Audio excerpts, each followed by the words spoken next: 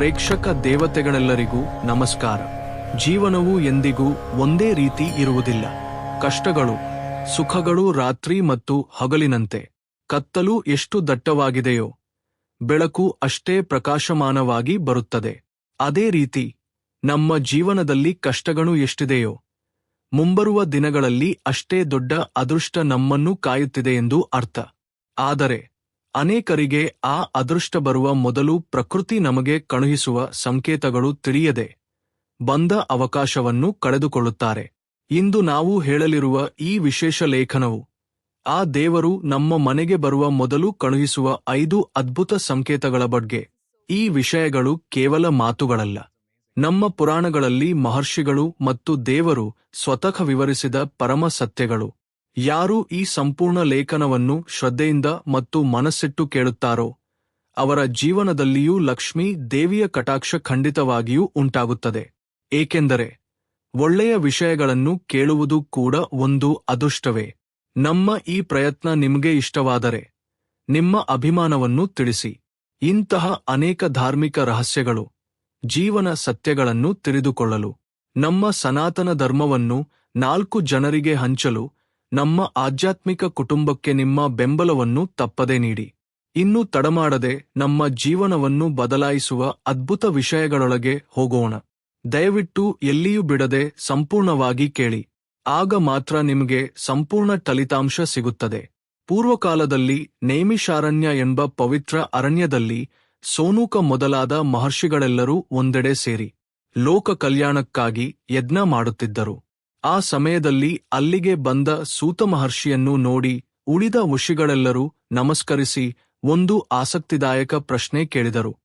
ಮಹಾಜ್ಞಾನಿ, ಈ ಕಲಿಯುಗದಲ್ಲಿ ಮನುಷ್ಯರು ಎಷ್ಟೇ ಕಷ್ಟಪಟ್ಟರೂ ತಕ್ಕ ಫಲಿತಾಂಶ ಸಿಗುತ್ತಿಲ್ಲ. ದಾರಿದ್ರ್ಯವೆಂಬ ಕತ್ತಲು ಅವರ ಮನೆಗಳನ್ನು ಕಾಡುತ್ತಿದೆ. ವಾಸ್ತವವಾಗಿ ಒಬ್ಬ ಮನುಷ್ಯನ ಮನೆಗೆ ದಾರಿದ್ರ್ಯ ಹೋಗಿ ಐಶ್ವರ್ಯ ಬರಲಿದೆ ಎಂದು ಮೊದಲೇ ತಿಳಿದುಕೊಳ್ಳುವುದು ಹೇಗೆ? ಸಾಕ್ಷಾತ್ ಆ ಲಕ್ಷ್ಮೀದೇವಿ ಮನೆಗೆ ಬರುವ ಮೊದಲು ಏನಾದರೂ ಚಿಹ್ನೆಗಳು ಕಾಣಿಸುತ್ತವೆಯೇ ಎಂದು ಕೇಳಿದರು. ಆಗ ಸೂತ ಮಹರ್ಷಿಗಳು ನಗುತ್ತಾ ಈ ಪ್ರಶ್ನೆಗೆ ಉತ್ತರವನ್ನು ಕೈಲಾಸದಲ್ಲಿ ಪರಮಶಿವನು ಪಾರ್ವತಿದೇವಿಗೆ ವಿವರಿಸಿದ್ದಾನೆ. ಆ ಅದ್ಭುತ ಸಂಭಾಷಣೆಯನ್ನು ಈಗ ನಿಮ್ಗೆ ವಿವರಿಸುತ್ತೇನೆ. ಶ್ರದ್ಧೆಯಿಂದ ಆಲಿಸಿ ಎಂದು ಹೇಳಲು ಪ್ರಾರಂಭಿಸಿದರು. ಕೈಲಾಸ ಪರ್ವತದ ಮೇಲೆ ಪರಮಶಿವನು ಧ್ಯಾನದಲ್ಲಿದ್ದನು. ಲೋಕವೆಲ್ಲ ಪ್ರಶಾಂತವಾಗಿತ್ತು. ಆಗ ಜಗನ್ಮಾತೆಯಾದ ಪಾರ್ವತಿದೇವಿ ಪರಮೇಶ್ವರನ ಪಾದಗಳ ಬಳಿ ಕುಳಿತು, ಸ್ವಾಮಿ, ಭೂಲೋಕದಲ್ಲಿ ಭಕ್ತರು ಪಡುತ್ತಿರುವ ಕಷ್ಟಗಳನ್ನು ನಾನು ನೋಡಲಾರೆ. ಕೆಲವರಿಗೆ ಎಷ್ಟೇ ಸಂಪಾದಿಸಿದರೂ ಕೈಯಲ್ಲಿ 1 ಕಾಸು ಉಳಿಯುವುದಿಲ್ಲ. ಇನ್ನು ಕೆಲವರಿಗೆ ಅನಿರೀಕ್ಷಿತವಾಗಿ ಧನಲಾಭವಾಗುತ್ತದೆ. ಒಬ್ಬ ಮನುಷ್ಯನ ಹಣೆಬರಹ ಬದಲಾಗಲಿದೆ ಮತ್ತು ಅವರ ಮನೆಗೆ ಮಹಾಲಕ್ಷ್ಮಿ ಬರಲಿದ್ದಾಳೆ ಎಂದು ಅವರಿಗೆ ಹೇಗೆ ತಿಳಿಯುತ್ತದೆ? ಅವರು ಆ ಸಂಕೇತಗಳನ್ನು ಹೇಗೆ ಗುರುತಿಸಬೇಕು ಎಂದು ಕೇಳಿದಳು. ಆಗ ಪರಮಶಿವನು ಕಣ್ಣು ತೆರೆದು, ಪಾರ್ವತಿ, ನೀನು ಕೇಳಿದ ಪ್ರಶ್ನೆಗೆ ಇದು ತುಂಬಾ ಒಳ್ಳೆಯದು. ಮನುಷ್ಯನ ಕರ್ಮಗಳಿಗೆ ಅನುಗುಣವಾಗಿ ಫಲಿತಾಂಶಗಳು ಇರುತ್ತವೆ ಎಂಬುದು ನಿಜ. ಆದರೆ ಪ್ರಕೃತಿಯು ಯಾವಾಗಲೂ ಮನುಷ್ಯನಿಗೆ ಬರಲಿರುವ ಒಳ್ಳೆಯ ಅಥವಾ ಕೆಟ್ಟದ್ದನ್ನು ಮೊದಲೇ ಸೂಚಿಸುತ್ತದೆ. ಮಳೆ ಬರುವ ಮೊದಲು ಕಪ್ಪು ಮೋಡಗಳು ಆಕಾಶದಲ್ಲಿ ಆವರಿಸುವುದು, ತಂಪಾದ ಗಾಳಿ ಬೀಸುವುದು ಹೇಗೆ ನಡೆಯುತ್ತದೆಯೋ ಅದೇ ರೀತಿ ಒಂದು ಮನೆಗೆ ಅದೃಷ್ಟ ಬರುವ ಮೊದಲು ಕೆಲವು ಸ್ಪಷ್ಟವಾದ ಸಂಕೇತಗಳು ಕಾಣಿಸುತ್ತವೆ. ಆದರೆ ಮಾಯೆಯಲ್ಲಿ ಮುಳುಗಿರುವ ಮಾನವರು ಆ ಸಣ್ಣ ಸಣ್ಣ ಗುರುತುಗಳನ್ನು ಗಮನಿಸುವುದಿಲ್ಲ. ಯಾರು ಈ ಗುರುತುಗಳನ್ನು ಗಮನಿಸಿ ತಮ್ಮನ್ನು ತಾವು ಸಿದ್ಧಪಡಿಸಿಕೊಳ್ಳುತ್ತಾರೋ ಅವರ ಮನೆಯಲ್ಲಿ ಸಂಪತ್ತು ಶಾಶ್ವತವಾಗಿ ಇರುತ್ತದೆ. 5 ಪ್ರಮುಖ ಗುರುತುಗಳು ಯಾವುವು? ಅವು ಕಾಣಿಸಿಕೊಂಡಾಗ ಮನುಷ್ಯ ಏನು ಮಾಡಬೇಕು ಎಂದು ವಿವರವಾಗಿ ಹೇಳುತ್ತೇನೆ ಕೇಳು ಎಂದು ಪರಮೇಶ್ವರನು ವಿವರಿಸಲು ಪ್ರಾರಂಭಿಸಿದನು. ಸೃಷ್ಟಿಯಲ್ಲಿ ಪ್ರತಿಯೊಂದು ಶಕ್ತಿಯ ಸ್ವರೂಪವೇ. ಒಬ್ಬ ವ್ಯಕ್ತಿಗೆ ಒಳ್ಳೆಯ ದಿನಗಳು ಪ್ರಾರಂಭವಾದಾಗ ಅವರ ಸುತ್ತಲಿನ ವಾತಾವರಣದಲ್ಲಿ ಬದಲಾವಣೆ ಬರುತ್ತದೆ.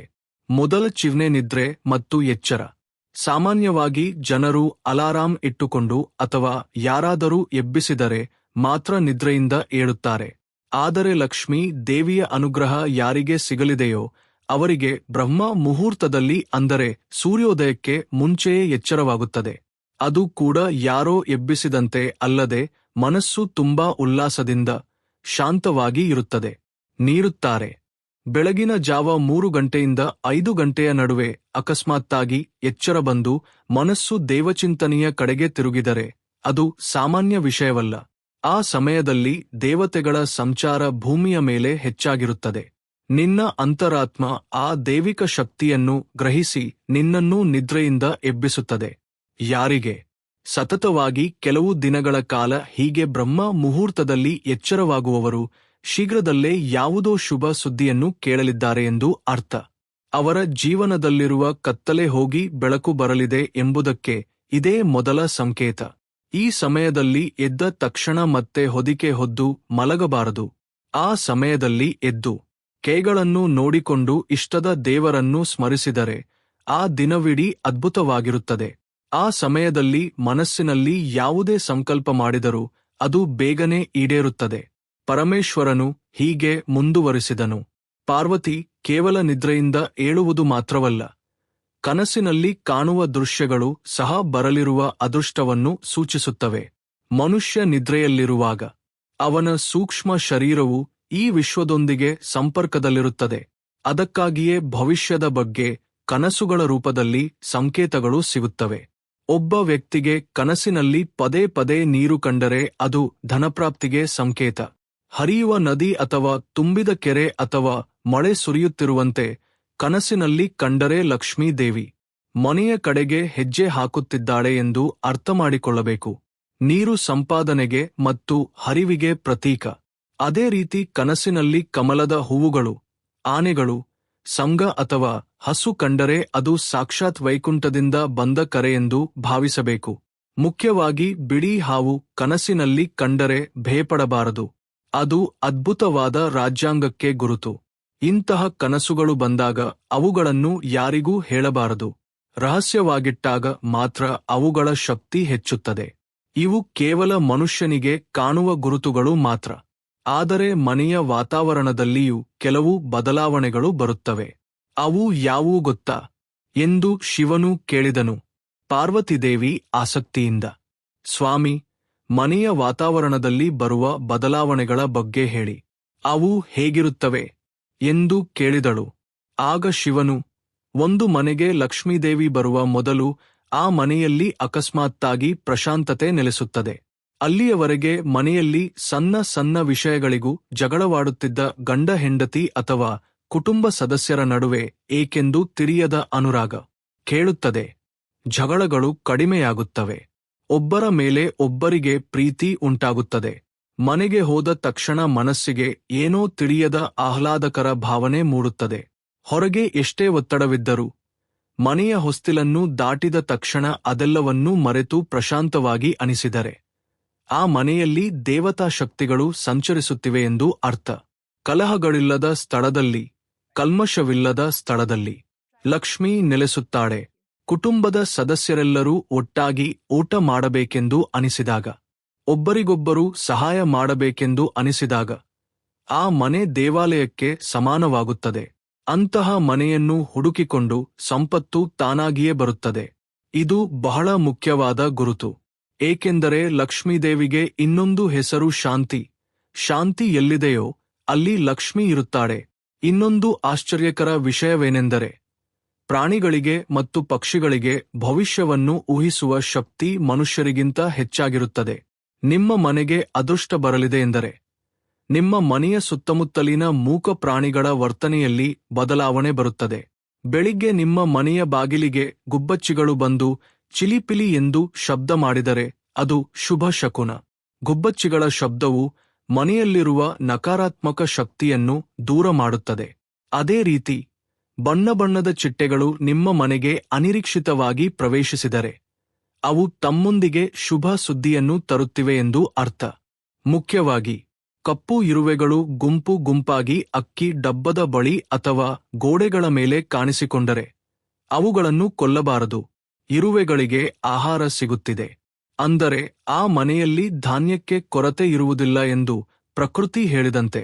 ಇರುವೆಗಳಿಗೆ ಸಕ್ಕರೆ ಅಥವಾ ಹಿಟ್ಟು ಹಾಕುವುದರಿಂದ ಶನಿ ಪ್ರಭಾವ ಕಡಿಮೆಯಾಗಿ ಧನಲಾಭವಾಗುತ್ತದೆ. ಅದೇ ರೀತಿ ಬೀದಿಯಲ್ಲಿ ಹೋಗುವ ಹಸು ಅಕಸ್ಮಾತ್ತಾಗಿ ನಿಮ್ಮ ಮನೆಯ ಗೇಟ್ ಬಳಿ ಬಂದು ನಿಂತರೆ ಅಥವಾ ಕೂಗಿದರೆ ಅದು ಸಾಕ್ಷಾತ್ ಗೋಮಾತೆಯ ಆಶೀರ್ವಾದ.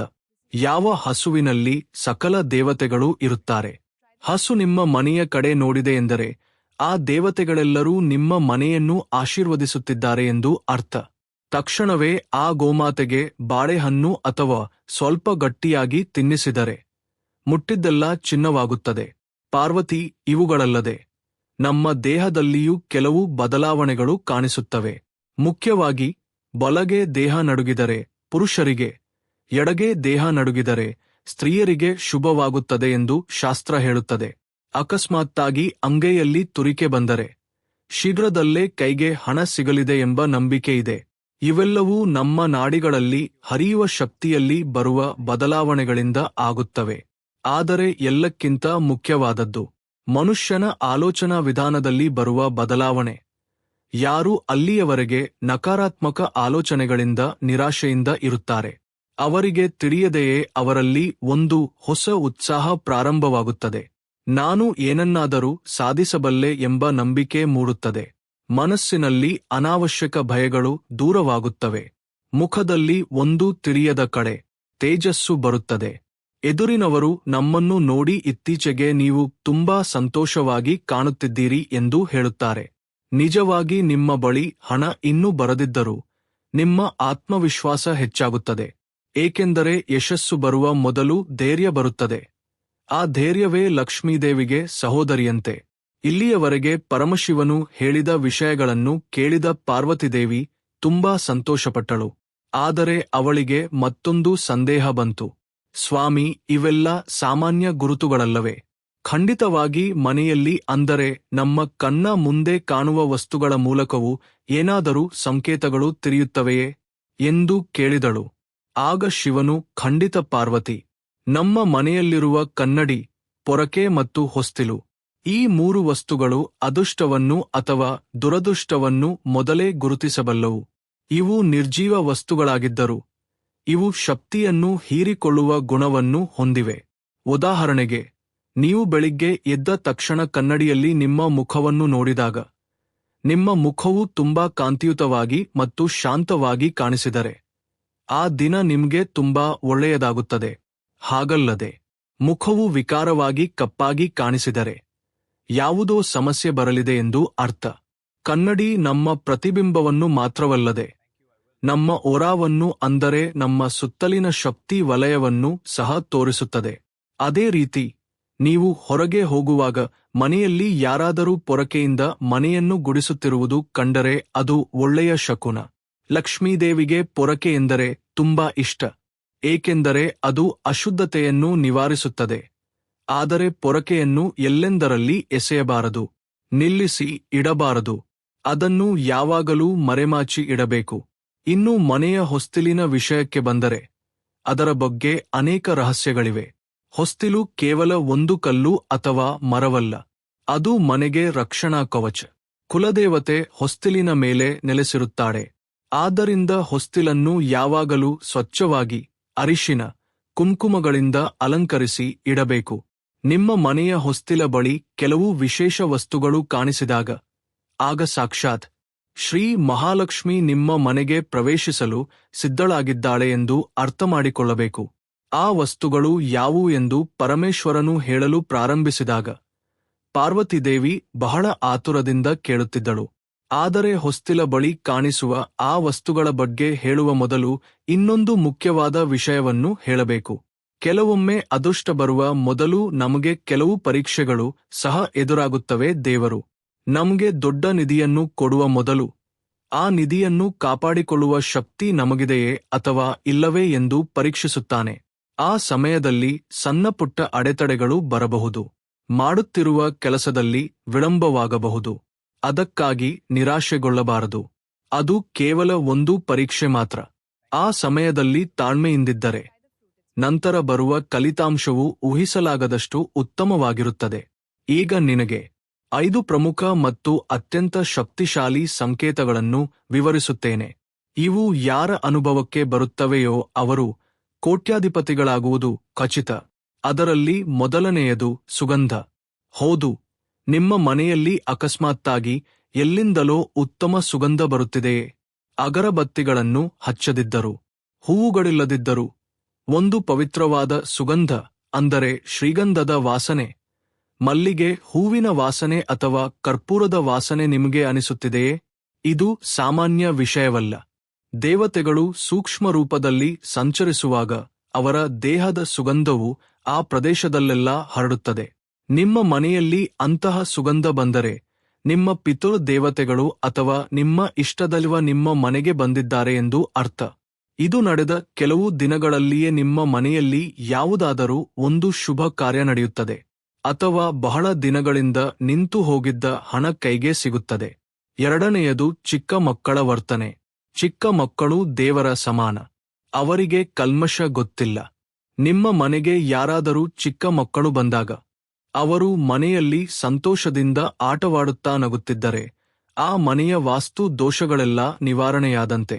ಹಾಗಲ್ಲದೆ ಮಕ್ಕಳು ಮನೆಗೆ ಬಂದ ತಕ್ಷಣ ಅಳಲು ಪ್ರಾರಂಭಿಸಿದರೆ ಅಥವಾ ಹೆದರಿದರೆ ಆ ಮನೆಯಲ್ಲಿ ಯಾವುದೋ ನಕಾರಾತ್ಮಕ ಶಕ್ತಿ ಇದೆಯೆಂದು ಅರ್ಥ. ಯಾವಾಗ ಒಂದು ಚಿಕ್ಕ ಮಗು ಲಕ್ಷ್ಮೀ ದೇವಿಯ ಸ್ವರೂಪವೆಂದು ಭಾವಿಸುವ ಹೆಣ್ಣು ಮಗು ನಿಮ್ಮ ಮನೆಗೆ ನಗುತ್ತಾ ಬರುತ್ತದೆಯೋ ಆಗ ಅವಳ ಜೊತೆ ಸಿರಿಸಂಪತ್ತುಗಳು ಕೂಡ ನಡೆದುಕೊಂಡು ಬರುತ್ತವೆ. ಮೂರನೆಯ ಸಂಕೇತದ ಬಗ್ಗೆ ಕೇಳಿದರೆ ನೀವು ಆಶ್ಚರ್ಯಪಡುತ್ತೀರಿ. ಪಾರ್ವತಿ.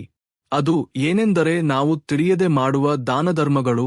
ಒಬ್ಬ ವ್ಯಕ್ತಿಗೆ ಒಳ್ಳೆಯ ದಿನಗಳು ಬರುವ ಮೊದಲು ಅವನ ಮನಸ್ಸು ದಾನ ಮಾಡಲು ಇಷ್ಟಪಡುತ್ತದೆ. ಖರ್ಚಿಗೆ ಹಣ ಕಡಿಮೆ ಇದ್ದರೂ ಸಹ ಹಸಿದವರಿಗೆ ಅನ್ನ ಹಾಕಬೇಕೆನಿಸುತ್ತದೆ. ನಿಮ್ಮ ಬಳಿ ಕಡಿಮೆ ಇದ್ದರೂ ಸಹ ಪಕ್ಕದವರಿಗೆ ಸಹಾಯ ಮಾಡಬೇಕೆಂಬ ಆಲೋಚನೆ ಬಲವಾಗಿ ಮೂಡಿದಾಗ ನೀವು ದೇವಕ್ಕೆ ಬಹಳ ಹತ್ತಿರವಾಗಿದ್ದೀರಿ ಎಂಬುದನ್ನು ನೆನಪಿಡಿ. ಆ ತ್ಯಾಗ ಗುಣವೇ ನಿಮ್ಮನ್ನು ಉನ್ನತ ಶಿಖರಗಳಿಗೆ ತಲುಪಿಸುತ್ತದೆ. ಪ್ರಕೃತಿಯ ನಿಯಮದ ಪ್ರಕಾರ ನಾವು ಏನನ್ನೂ ಕೊಡುತ್ತೇವೆಯೋ ಅದೇ ನಮಗೆ 10 ಪಟ್ಟು ಹಿಂದಿರುಗುತ್ತದೆ. ಅದು ಹಣವಿರಬಹುದು, ಪ್ರೀತಿಯಾಗಿರಬಹುದು ಅಥವಾ ಸಹಾಯವಾಗಿರಬಹುದು. ಈಗ 4ನೇ ಸಂಕೇತ. ಇದು ಬಹಳ ವಿರಳವಾಗಿ ನಡೆಯುತ್ತದೆ. ನಿಮ್ಮ ಮನೆಯ ಆವರಣದಲ್ಲಿ ಅಥವಾ ಮನೆಯ ಮೇಲ್ಛಾವಣಿಯ ಮೇಲೆ ಯಾವುದಾದರೂ ಪಕ್ಷಿ ಗೂಡು ಕಟ್ಟಿದರೆ ಅದು ಬಹಳ ಒಳ್ಳೆಯದು. ಪಕ್ಷಿಗಳು ಎಲ್ಲಿ ಸುರಕ್ಷಿತವಾಗಿ ಅನಿಸುತ್ತದೆಯೋ ಅಲ್ಲೇ ಗೂಡು ಕಟ್ಟುತ್ತವೆ. ನಿಮ್ಮ ಮನೆಯನ್ನು ಅವು ಸುರಕ್ಷಿತ ಸ್ಥಳವೆಂದು ಆರಿಸಿಕೊಂಡರೆ ನಿಮ್ಮ ಮನೆ ಸಕಾರಾತ್ಮಕ ಶಕ್ತಿಯಿಂದ ತುಂಬಿದೆಯೆಂದು ಅರ್ಥ. ಮುಖ್ಯವಾಗಿ ಗುಬ್ಬಚ್ಚಿಗಳು ಅಥವಾ ಪಾರಿವಾಳಗಳು ಗೂಡು ಕಟ್ಟಿದರೆ ಅವುಗಳನ್ನು ಹಾಳು ಮಾಡಬೇಡಿ. ಅವುಗಳಿಗೆ ಪ್ರತಿದಿನ ಒಂದು ಹಿಡಿ ಕಾಳುಗಳನ್ನು ಹಾಕಿ. ಆ ಪಕ್ಷಿಗಳು ಇರುವವರೆಗೂ ನಿಮ್ಮ ಮನೆಯಲ್ಲಿ ಲಕ್ಷ್ಮೀ ಕಟಾಕ್ಷ ಇರುತ್ತದೆ. ಆದರೆ ಬಾವಲಿಗಳು, ಗೂಬೆಗಳು ಅಥವಾ ಜೇನುನೊಣಗಳು ಮನೆಯಲ್ಲಿ ಗೂಡು ಕಟ್ಟಿದರೆ ಅದು ಒಳ್ಳೆಯದಲ್ಲ. ಅವುಗಳನ್ನು ತಕ್ಷಣವೇ ಸೌಮ್ಯವಾಗಿ ತೆಗೆದುಹಾಕಬೇಕು. ಇನ್ನು 5ನೆಯದು ಮತ್ತು ಅತ್ಯಂತ ಪ್ರಮುಖವಾದದ್ದು. ಇದು ನೇರವಾಗಿ ಹಣಕ್ಕೆ ಸಂಬಂಧಿಸಿದ ವಿಷಯ. ನೀವು ಯಾವುದಾದರೂ ಕೆಲಸದ ಮೇಲೆ ಹೊರಗೆ ಹೋಗುತ್ತಿರುವಾಗ ದಾರಿಯಲ್ಲಿ ನಿಮ್ಗೆ ಯಾರಾದರೂ ಕೈಯಿಂದ ಬಿದ್ದ ಹಣ ಅಥವಾ ನಾಣ್ಯಗಳು ಕಂಡರೆ ಅದು ಲಕ್ಷ್ಮೀದೇವಿ ನಿಮಗೆ ಸೂಚನೆ. ಅದರ ಅರ್ಥ ಆ ಹಣವನ್ನು ನೀವು ತೆಗೆದುಕೊಳ್ಳಬೇಕೆಂದು ಅಲ್ಲ, ಆದರೆ ಧನ ನಿಮ್ಗೆ ಎದುರಾಗುತ್ತಿದೆ ಎಂದು ಅರ್ಥ. ಹೀಗೆ ದಾರಿಯಲ್ಲಿ ಸಿಕ್ಕ ಹಣವನ್ನು ನೀವು ತೆಗೆದುಕೊಂಡು ಅದನ್ನು ದೇವರ ಹುಂಡಿಯಲ್ಲಿ ಹಾಕುವುದು ಅಥವಾ ಬಡವರಿಗೆ ನೀಡುವುದು ಮಾಡಬೇಕು. ಆದರೆ ಅದನ್ನು ವೈಯಕ್ತಿಕವಾಗಿ ಬಳಸಬಾರದು. ಹೀಗೆ ಸಿಕ್ಕ ನಾಣ್ಯಕ್ಕೆ ಅರಿಶಿನ ಹಚ್ಚಿ ಪೂಜಾ ಕೋಣೆಯಲ್ಲಿ ಇಟ್ಟುಕೊಂಡರೆ ಅದು ಆ ಆಕರ್ಷಣೆಯು ಯಂತ್ರದಂತೆ ಕೆಲಸ ಮಾಡುತ್ತದೆ. ಪಾರ್ವತಿದೇವಿ ಇವೆಲ್ಲವನ್ನೂ ಕೇಳಿ ಮೈಮರೆತಳು. ಸ್ವಾಮಿ ಅದ್ಭುತ ವಿಷಯಗಳನ್ನು ಹೇಳಿದರು. ಮನೆಯಲ್ಲಿರುವ ಮಹಿಳೆಯರು ಮಾಡುವ ಕೆಲಸಗಳಿಂದಲೂ ಲಕ್ಷ್ಮೀದೇವಿ ಆಕರ್ಷಿತಳಾಗುತ್ತಾಳೆಯೇ? ಒಂದು ಗೃಹಿಣಿ ಬೆಳಿಗ್ಗೆ ಎದ್ದು ಮಾಡುವ ಯಾವ ಕೆಲಸದಿಂದ ದಾರಿದ್ರ್ಯ ದೂರವಾಗಿ ಅದೃಷ್ಟ ಬರುತ್ತದೆ ಎಂದು ಕೇಳಿದಳು. ಅದಕ್ಕೆ ಶಿವ ನಕ್ಕು, ಸ್ತ್ರೀ ಮನೆಗೆ ಮಹಾಲಕ್ಷ್ಮಿ, ಆಕೆಯ ಕೈಯಲ್ಲೇ ಆ ಮನೆಯ ಅದೃಷ್ಟ ಅಡಗಿರುತ್ತದೆ. ಬೆಳಿಗ್ಗೆ ಎದ್ದು ಸ್ತ್ರೀಯರು ಮಾಡುವ ಒಂದು ಸಣ್ಣ ಕೆಲಸದಿಂದ ಆ ಮನೆಯ ಹಣೆಬರಹವೇ ಬದಲಾಗುತ್ತದೆ. ಆದರೆ ಈ ದಿನಗಳಲ್ಲಿ ಅನೇಕ ಸ್ತ್ರೀಯರು ಆ ಕೆಲಸವನ್ನು ಮಾಡಲು ಮರೆಯುತ್ತಿದ್ದಾರೆ. ಅದಕ್ಕಾಗಿಯೇ ಮನೆಗಳಲ್ಲಿ ಶಾಂತಿ ಕಡಿಮೆಯಾಗುತ್ತಿದೆ. ಅಸಲಿಗೆ ಆ ಕೆಲಸ ಯಾವುದು, ಯಾವ ಸಮಯದಲ್ಲಿ ಮಾಡಬೇಕು, ಅದರಿಂದಾಗುವ ಅದ್ಭುತ ಫಲಿತಾಂಶಗಳೇನು ಎಂಬುದನ್ನು ವಿವರಿಸುತ್ತೇನೆ. ಅಷ್ಟೇ ಅಲ್ಲದೆ ಸಂಜೆ ದೀಪ ಹಚ್ಚುವಾಗ ಮಾಡುವ ಒಂದು ಸಣ್ಣ ತಪ್ಪು ಲಕ್ಷ್ಮಿಯನ್ನು ಹಿಂದಕ್ಕೆ ಕಳುಹಿಸುತ್ತದೆ. ಆ ತಪ್ಪು ಏನೆಂದು ತಿಳಿದರೆ ಯಾರೂ ಅದನ್ನು ಮಾಡುವುದಿಲ್ಲ. ಆ ರಹಸ್ಯವೇನೆಂದರೆ ಸೂರ್ಯಾಸ್ತದ ಸಮಯದಲ್ಲಿ ಮನೆಯ ಮುಖ್ಯ ದ್ವಾರವನ್ನು ಸಂಪೂರ್ಣವಾಗಿ ಮುಚ್ಚಿಡಬಾರದು. ಅದು ಲಕ್ಷ್ಮೀದೇವಿ ಮನೆಗೆ ಪ್ರವೇಶಿಸಲು ಅಡ್ಡಿಯಾಗುತ್ತದೆ. ಸಾಯಂಕಾಲ ಎಂದರೆ ಸೂರ್ಯ ಮುಳುಗಿ ಚಂದ್ರ ಇನ್ನೂ ಸಂಪೂರ್ಣವಾಗಿ ಬರುವ ಮೊದಲು ಇರುವ ಸಮಯವನ್ನು ಗೋಧೂಳಿ ವೇಳೆ ಎನ್ನುತ್ತಾರೆ. ಈ ಸಮಯ ಅತ್ಯಂತ ಪವಿತ್ರವಾದದ್ದು ಮತ್ತು ಶಕ್ತಿಶಾಲಿಯಾದದ್ದು. ಆ ಸಮಯದಲ್ಲಿ ಲಕ್ಷ್ಮೀದೇವಿ ತನ್ನ ವಾಹನವಾದ ಗೂಬೆಯ ಮೇಲೆ ಅಲ್ಲದೆ ಸಾಕ್ಷಾತ್ ಶ್ರೀ ಮಹಾವಿಷ್ಣುವಿನೊಂದಿಗೆ ಗರುಡ ವಾಹನದ ಮೇಲೆ ಲೋಕ ಸಂಚಾರ ಮಾಡುತ್ತಾಳೆ. ಪತಿ ಪತ್ನಿ ಒಟ್ಟಾಗಿ ಬರುವಾಗ ನಾವು ಬಾಗಿಲುಗಳನ್ನು ಮುಚ್ಚಿದರೆ ಅದು ಅವರನ್ನು ಅವಮಾನಿಸಿದಂತೆ ಆಗುತ್ತದೆ. ಅದಕ್ಕಾಗಿಯೇ ಸಂಜೆ 6 ರಿಂದ 7 ಗಂಟೆಯ ನಡುವೆ ಮನೆಯ ಮುಖ್ಯ ದ್ವಾರವನ್ನು ಅಂದರೆ ಪ್ರಧಾನ ದ್ವಾರವನ್ನು ಕಡ್ಡಾಯವಾಗಿ ತೆರೆದಿರಬೇಕು. ಕನಿಷ್ಠ ಒಂದು ಬಾಗಿಲನ್ನಾದರೂ ತೆರೆದಿರಬೇಕು. ಅಷ್ಟೇ ಅಲ್ಲ, ಆ ಸಮಯದಲ್ಲಿ ಪಾರ್ವತಿ ದೇವಿಯ ದೀಪವು ಗೃಹಿಣಿಯ ಕೈಯಲ್ಲಿ ಬೆಳಗುತ್ತಿರಬೇಕು. ಸಂಜೆ ತುಳಸಿ ಕಟ್ಟೆಯ ಬಳಿ ಮತ್ತು ದೇವರ ಕೋಣೆಯಲ್ಲಿ ದೀಪ ಬೆಳಗಿದಾಗ ಕತ್ತಲೆ ಎಂಬ ದಾರಿದ್ರ್ಯವು ದೂರವಾಗುತ್ತದೆ. ದೀಪ ಬೆಳಗಿದ ನಂತರ ಆ ಮನೆಯ ಗೃಹಿಣಿ ಆ ದೀಪಕ್ಕೆ ನಮಸ್ಕರಿಸಿ ಮನೆಯ ಮುಖ್ಯ ದ್ವಾರದ ಹೊರಗೆ ನಿಂತಿರುವ ಲಕ್ಷ್ಮೀದೇವಿಯನ್ನು ಮನೋಪೂರ್ವಕವಾಗಿ ಆಹ್ವಾನಿಸಬೇಕು. ಅಮ್ಮ, ನಮ್ಮ ಮನೆ ಸಿದ್ಧವಾಗಿದೆ. ನಮ್ಮ ಮನೆಯನ್ನು ನಿನ್ನ ಕರುಣೆಯಿಂದ ತುಂಬಿಸು ಎಂದು ಒಂದು ಮಾತು ಹೇಳಿದರೆ ಸಾಕು, ತಾಯಿ ಕರಗಿ ಹೋಗುತ್ತಾಳೆ. ಆದರೆ ದುರದೃಷ್ಟವಶಾತ್ ಕಲಿಯುಗದಲ್ಲಿ ಅನೇಕ ಜನರು ಈ ಸಮಯದಲ್ಲಿ ಬಾಗಿಲುಗಳನ್ನು ಮುಚ್ಚಿ ಮಲಗುತ್ತಾರೆ ಅಥವಾ ಅನಗತ್ಯ ಮಾತುಗಳನ್ನು ಆಡುತ್ತಾರೆ. ಸಂಜೆ ಸಮಯದಲ್ಲಿ ನಿದ್ರಿಸುವುದು, ಕೂದಲು ಬಾಚಿಕೊಳ್ಳುವುದು, ಉಗುರು ಕತ್ತರಿಸುವುದು, ಅಳುವುದು ಅಥವಾ ಬೈಯುವುದು ಮುಂತಾದ ಕೆಲಸಗಳನ್ನು ಮಾಡಿದರೆ ಆ ಮನೆಗೆ ಲಕ್ಷ್ಮೀದೇವಿ ಪ್ರವೇಶಿಸುವುದಿಲ್ಲ. ಅಷ್ಟೇ ಅಲ್ಲ, ಜ್ಯೇಷ್ಠಾದೇವಿ ಅಂದರೆ ದಾರಿದ್ರ್ಯ ದೇವತೆ ಪ್ರವೇಶಿಸುತ್ತಾಳೆ. ಇದು ಶಾಶ್ವತ ಬಡತನಕ್ಕೆ ಕಾರಣವಾಗುತ್ತದೆ. ಆದ್ದರಿಂದ ಈ ಸಣ್ಣ ನಿಯಮವನ್ನು ಪಾಲಿಸಿದರೆ ಅದೃಷ್ಟ ನಿಮ್ಮೊಂದಿಗಿರುತ್ತದೆ. ಪಾರ್ವತಿದೇವಿಗೆ ಇನ್ನೊಂದು ಸಂದೇಹ ಬಂತು. ಸ್ವಾಮಿ, ಸಂಜೆ ವೇಳೆ ಮಾಡಬಾರದ ಕೆಲಸಗಳ ಬಗ್ಗೆ ಹೇಳಿದಿರಿ. ಮತ್ತೆ ಬೆಳಿಗ್ಗೆ ಎದ್ದ ಮಹಿಳೆಯರು ಮನೆಯ ಮುಂದೆ ಮಾಡುವ ಅಲಂಕಾರದ ಬಗ್ಗೆ ಅಂದರೆ ರಂಗೋಲಿಗಳ ಬಗ್ಗೆ ಏನೋ ಹೇಳಲು ಹೊರಟಿದ್ದೀರಲ್ಲ. ಅದರ ಹಿಂದಿರುವ ರಹಸ್ಯವೇನು? ಕೇವಲ ಅಂದಕ್ಕಾಗಿ ರಂಗೋಲಿ ಹಾಕುತ್ತಾರೆಯೇ? ಅಥವಾ ಅದರಲ್ಲಿ ಯಾವುದಾದರೂ ದೈವಿಕ ಶಕ್ತಿಯಿದೆಯೇ ಎಂದು ಕೇಳಿದಳು. ಆವಾಗ ಪರಮಶಿವನು ಮಂದಹಾಸ ಮಾಡುತ್ತಾ, ಪಾರ್ವತಿ, ನೀನು ಕೇಳಿದ್ದು ಬಹಳ ದೊಡ್ಡ ಪ್ರಶ್ನೆ. ರಂಗೋಲಿ ಕೇವಲ ಸುಣ್ಣದ ಪುಡಿಯಿಂದ ಹಾಕುವ ಗೆರೆಗಳಲ್ಲ, ಅದು ಮನೆಗೆ ರಕ್ಷಣಾ ಕವಚದಂತೆ, ಯಂತ್ರದಂತೆ. ಹಿಂದಿನ ಕಾಲದಲ್ಲಿ ಯಶಿಗಳು ತಮ್ಮ ಆಶ್ರಮಗಳ ಸುತ್ತ ದುಷ್ಟಶಕ್ತಿಗಳು ಬರದಂತೆ ಕೆಲವು ರೇಖೆಗಳನ್ನು ಹಾಕುತ್ತಿದ್ದರು. ಅದೇ ಕಾಲಕ್ರಮೇಣ ರಂಗೋಲಿಯಾಗಿ ಮಾರ್ಪಟ್ಟಿತು. ಬೆಳಿಗ್ಗೆ ಸೂರ್ಯೋದಯಕ್ಕೆ ಮುನ್ನ ಮನೆಯ ಮುಂದೆ ಸಗಣಿ ನೀರಿನಿಂದ ಕಲ್ಲಾಪಿ ಹಾಕಿ, ಗೋಮಯ ಅಂದರೆ ಹಸುವಿನ ಸಗಣಿಯಲ್ಲಿ ಲಕ್ಷ್ಮೀದೇವಿ ನಿವಾಸವಿರುತ್ತದೆ. ಆ ನೀರನ್ನು ಚಿಮುಕಿಸುವುದರಿಂದ ಭೂಮಿ ಶುದ್ಧವಾಗುತ್ತದೆ, ಅಲ್ಲಿರುವ ಕ್ರಿಮಿಕೀಟಗಳು ನಾಶವಾಗುತ್ತವೆ. ನಂತರ ಅಕ್ಕಿ ಹಿಟ್ಟಿನಿಂದ ರಂಗೋಲಿ ಹಾಕಬೇಕು. ಇಲ್ಲಿ ಬಹಳಷ್ಟು ಜನರು ಮಾಡುವ ತಪ್ಪು ಏನೆಂದರೆ, ಈ ದಿನಗಳಲ್ಲಿ ಬಣ್ಣದ ಕಲ್ಲುಗಳ ಪುಡಿಯಿಂದ ಅಥವಾ ಸುಣ್ಣದಿಂದ ರಂಗೋಲಿ ಹಾಕುತ್ತಿದ್ದಾರೆ. ಅದು ತಪ್ಪಲ್ಲ, ಆದರೆ ಅಕ್ಕಿ ಹಿಟ್ಟಿನಿಂದ ಹಾಕುವ ರಂಗೋಲಿಗೆ ಅತ್ಯಂತ ಶಕ್ತಿಯಿರುತ್ತದೆ. ಏಕೆಂದರೆ ಆ ಅಕ್ಕಿ ಹಿಟ್ಟನ್ನು ತಿನ್ನಲು ಇರುವೆಗಳು ಮತ್ತು ಸಣ್ಣ ಕೀಟಗಳು ಬರುತ್ತವೆ. ಗೊತ್ತಿದ್ದೋ ಗೊತ್ತಿಲ್ಲದೆಯೋ ನಾವು ದಿನವಿಡೀ ಅನೇಕ ಪಾಪಗಳನ್ನು ಮಾಡುತ್ತೇವೆ. ಆದರೆ ಬೆಳಿಗ್ಗೆ ನಾವು ಹಾಕಿದ ರಂಗೋಲಿಯ ಮೂಲಕ ಸಾವಿರಾರು ಜೀವಿಗಳಿಗೆ ಆಹಾರ ನೀಡಿದ ಪುಣ್ಯ ನಮಗೆ ಸಿಗುತ್ತದೆ. ಆ ಪುಣ್ಯವೇ ನಮಗೆ ಶ್ರೀರಾಮ ರಕ್ಷೆಯಾಗುತ್ತದೆ. ಯಾವ ಮನೆಯಲ್ಲಿ ರಂಗೋಲಿ ಪೂರ್ಣವಾಗಿರುತ್ತದೆಯೋ ಆ ಮನೆಗೆ ದುಷ್ಟಗ್ರಹಗಳು ಪ್ರವೇಶಿಸಲು ಸಾಧ್ಯವಿಲ್ಲ. ಮುಖ್ಯವಾಗಿ ಶುಕ್ರವಾರ ಮತ್ತು ಮಂಗಳವಾರದಂದು ಹೊಸ್ತಿಲಿಗೆ ಅರಿಶಿನ ಹಚ್ಚಿ ಕುಂಕುಮ ಇಟ್ಟು ಪದ್ಮ ರಂಗೋಲಿ ಹಾಕಿದರೆ ಅದು ಸಾಕ್ಷಾತ್ ಲಕ್ಷ್ಮೀದೇವಿಯ ಪೀಕವಾಗುತ್ತದೆ. ಆ ಪದ್ಮದ ಮೇಲೆ ಕುಳಿತುಕೊಳ್ಳಲು ಆ ತಾಯಿ ಖಂಡಿತ ಬರುತ್ತಾಳೆ. ಆದರೆ ರಂಗೋಲಿ ಹಾಕುವಾಗ ಗೆರೆಗಳು ಎಲ್ಲಿಯೂ ತುಂಡಾಗದಂತೆ, ಅಪೂರ್ಣವಾಗದಂತೆ ನೋಡಿಕೊಳ್ಳಬೇಕು. ಎಲ್ಲಾ ಚುಕ್ಕೆಗಳನ್ನು ಸೇರಿಸಬೇಕು. ಆಗ ಮಾತ್ರ ಆ ಯಂತ್ರ ಪೂರ್ಣಗೊಳ್ಳುತ್ತದೆ. ಪಾರ್ವತಿ, ಇವುಗಳಲ್ಲದೆ ನಮ್ಮ ಅಡುಗೆಮನೆಗಳು ಸಂಪತ್ತಿನ ಕೇಂದ್ರಗಳಾಗಿವೆ. ಅಡುಗೆಮನೆ ಎಂದರೆ ಕೇವಲ ಅಡುಗೆ ಮಾಡುವ ಸ್ಥಳವಲ್ಲ, ಅದು ಅಗ್ನಿದೇವನ ಸ್ಥಾನ. ಅಗ್ನಿದೇವನು ನಮಗೆ ಆರೋಗ್ಯವನ್ನು, ಐಶ್ವರ್ಯವನ್ನು ನೀಡುತ್ತಾನೆ. ಆದರೆ ರಾತ್ರಿ ಅಡುಗೆಮನೆಯನ್ನು ಅಶುಚಿಯಾಗಿ ಬಿಡುವುದರಿಂದ ಎಷ್ಟು ಅನರ್ಥವಾಗುತ್ತದೆಯೆಂದು ನಿಮ್ಗೆ ತಿಳಿದಿದೆಯೇ? ಅನೇಕ ಜನರು ರಾತ್ರಿ ಊಟವಾದ ನಂತರ ತಿಂದ ತಟ್ಟೆಗಳನ್ನು ಮತ್ತು ಅಡುಗೆ ಮಾಡಿದ ಪಾತ್ರೆಗಳನ್ನು ತೊಳೆಯದೆ ಸಿಂಕ್ನಲ್ಲಿ ಹಾಗೆಯೇ ಬಿಟ್ಟು ಮಲಗುತ್ತಾರೆ. ಇದರಿಂದ ರಾತ್ರಿಯಿಡೀ ಆ ಎಂಜಲು ಪಾತ್ರೆಗಳ ಮೇಲೆ ನಕಾರಾತ್ಮಕ ಶಕ್ತಿ ಅಂದರೆ ನೆಗೆಟಿವ್ ಎನರ್ಜಿ ಉತ್ಪತ್ತಿಯಾಗುತ್ತದೆ.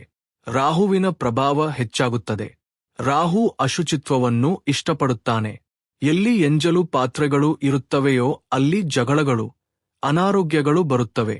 ಮರುದಿನ ಬೆಳಿಗ್ಗೆ ನೀವು ಎಷ್ಟೇ ಸ್ವಚ್ಛಗೊಳಿಸಿದರೂ ರಾತ್ರಿಯಿಡೀ ಸಂಗ್ರಹವಾದ ಆ ಕೆಟ್ಟ ಪ್ರಭಾವ ಮನೆಯನ್ನು ಬಿಡುವುದಿಲ್ಲ.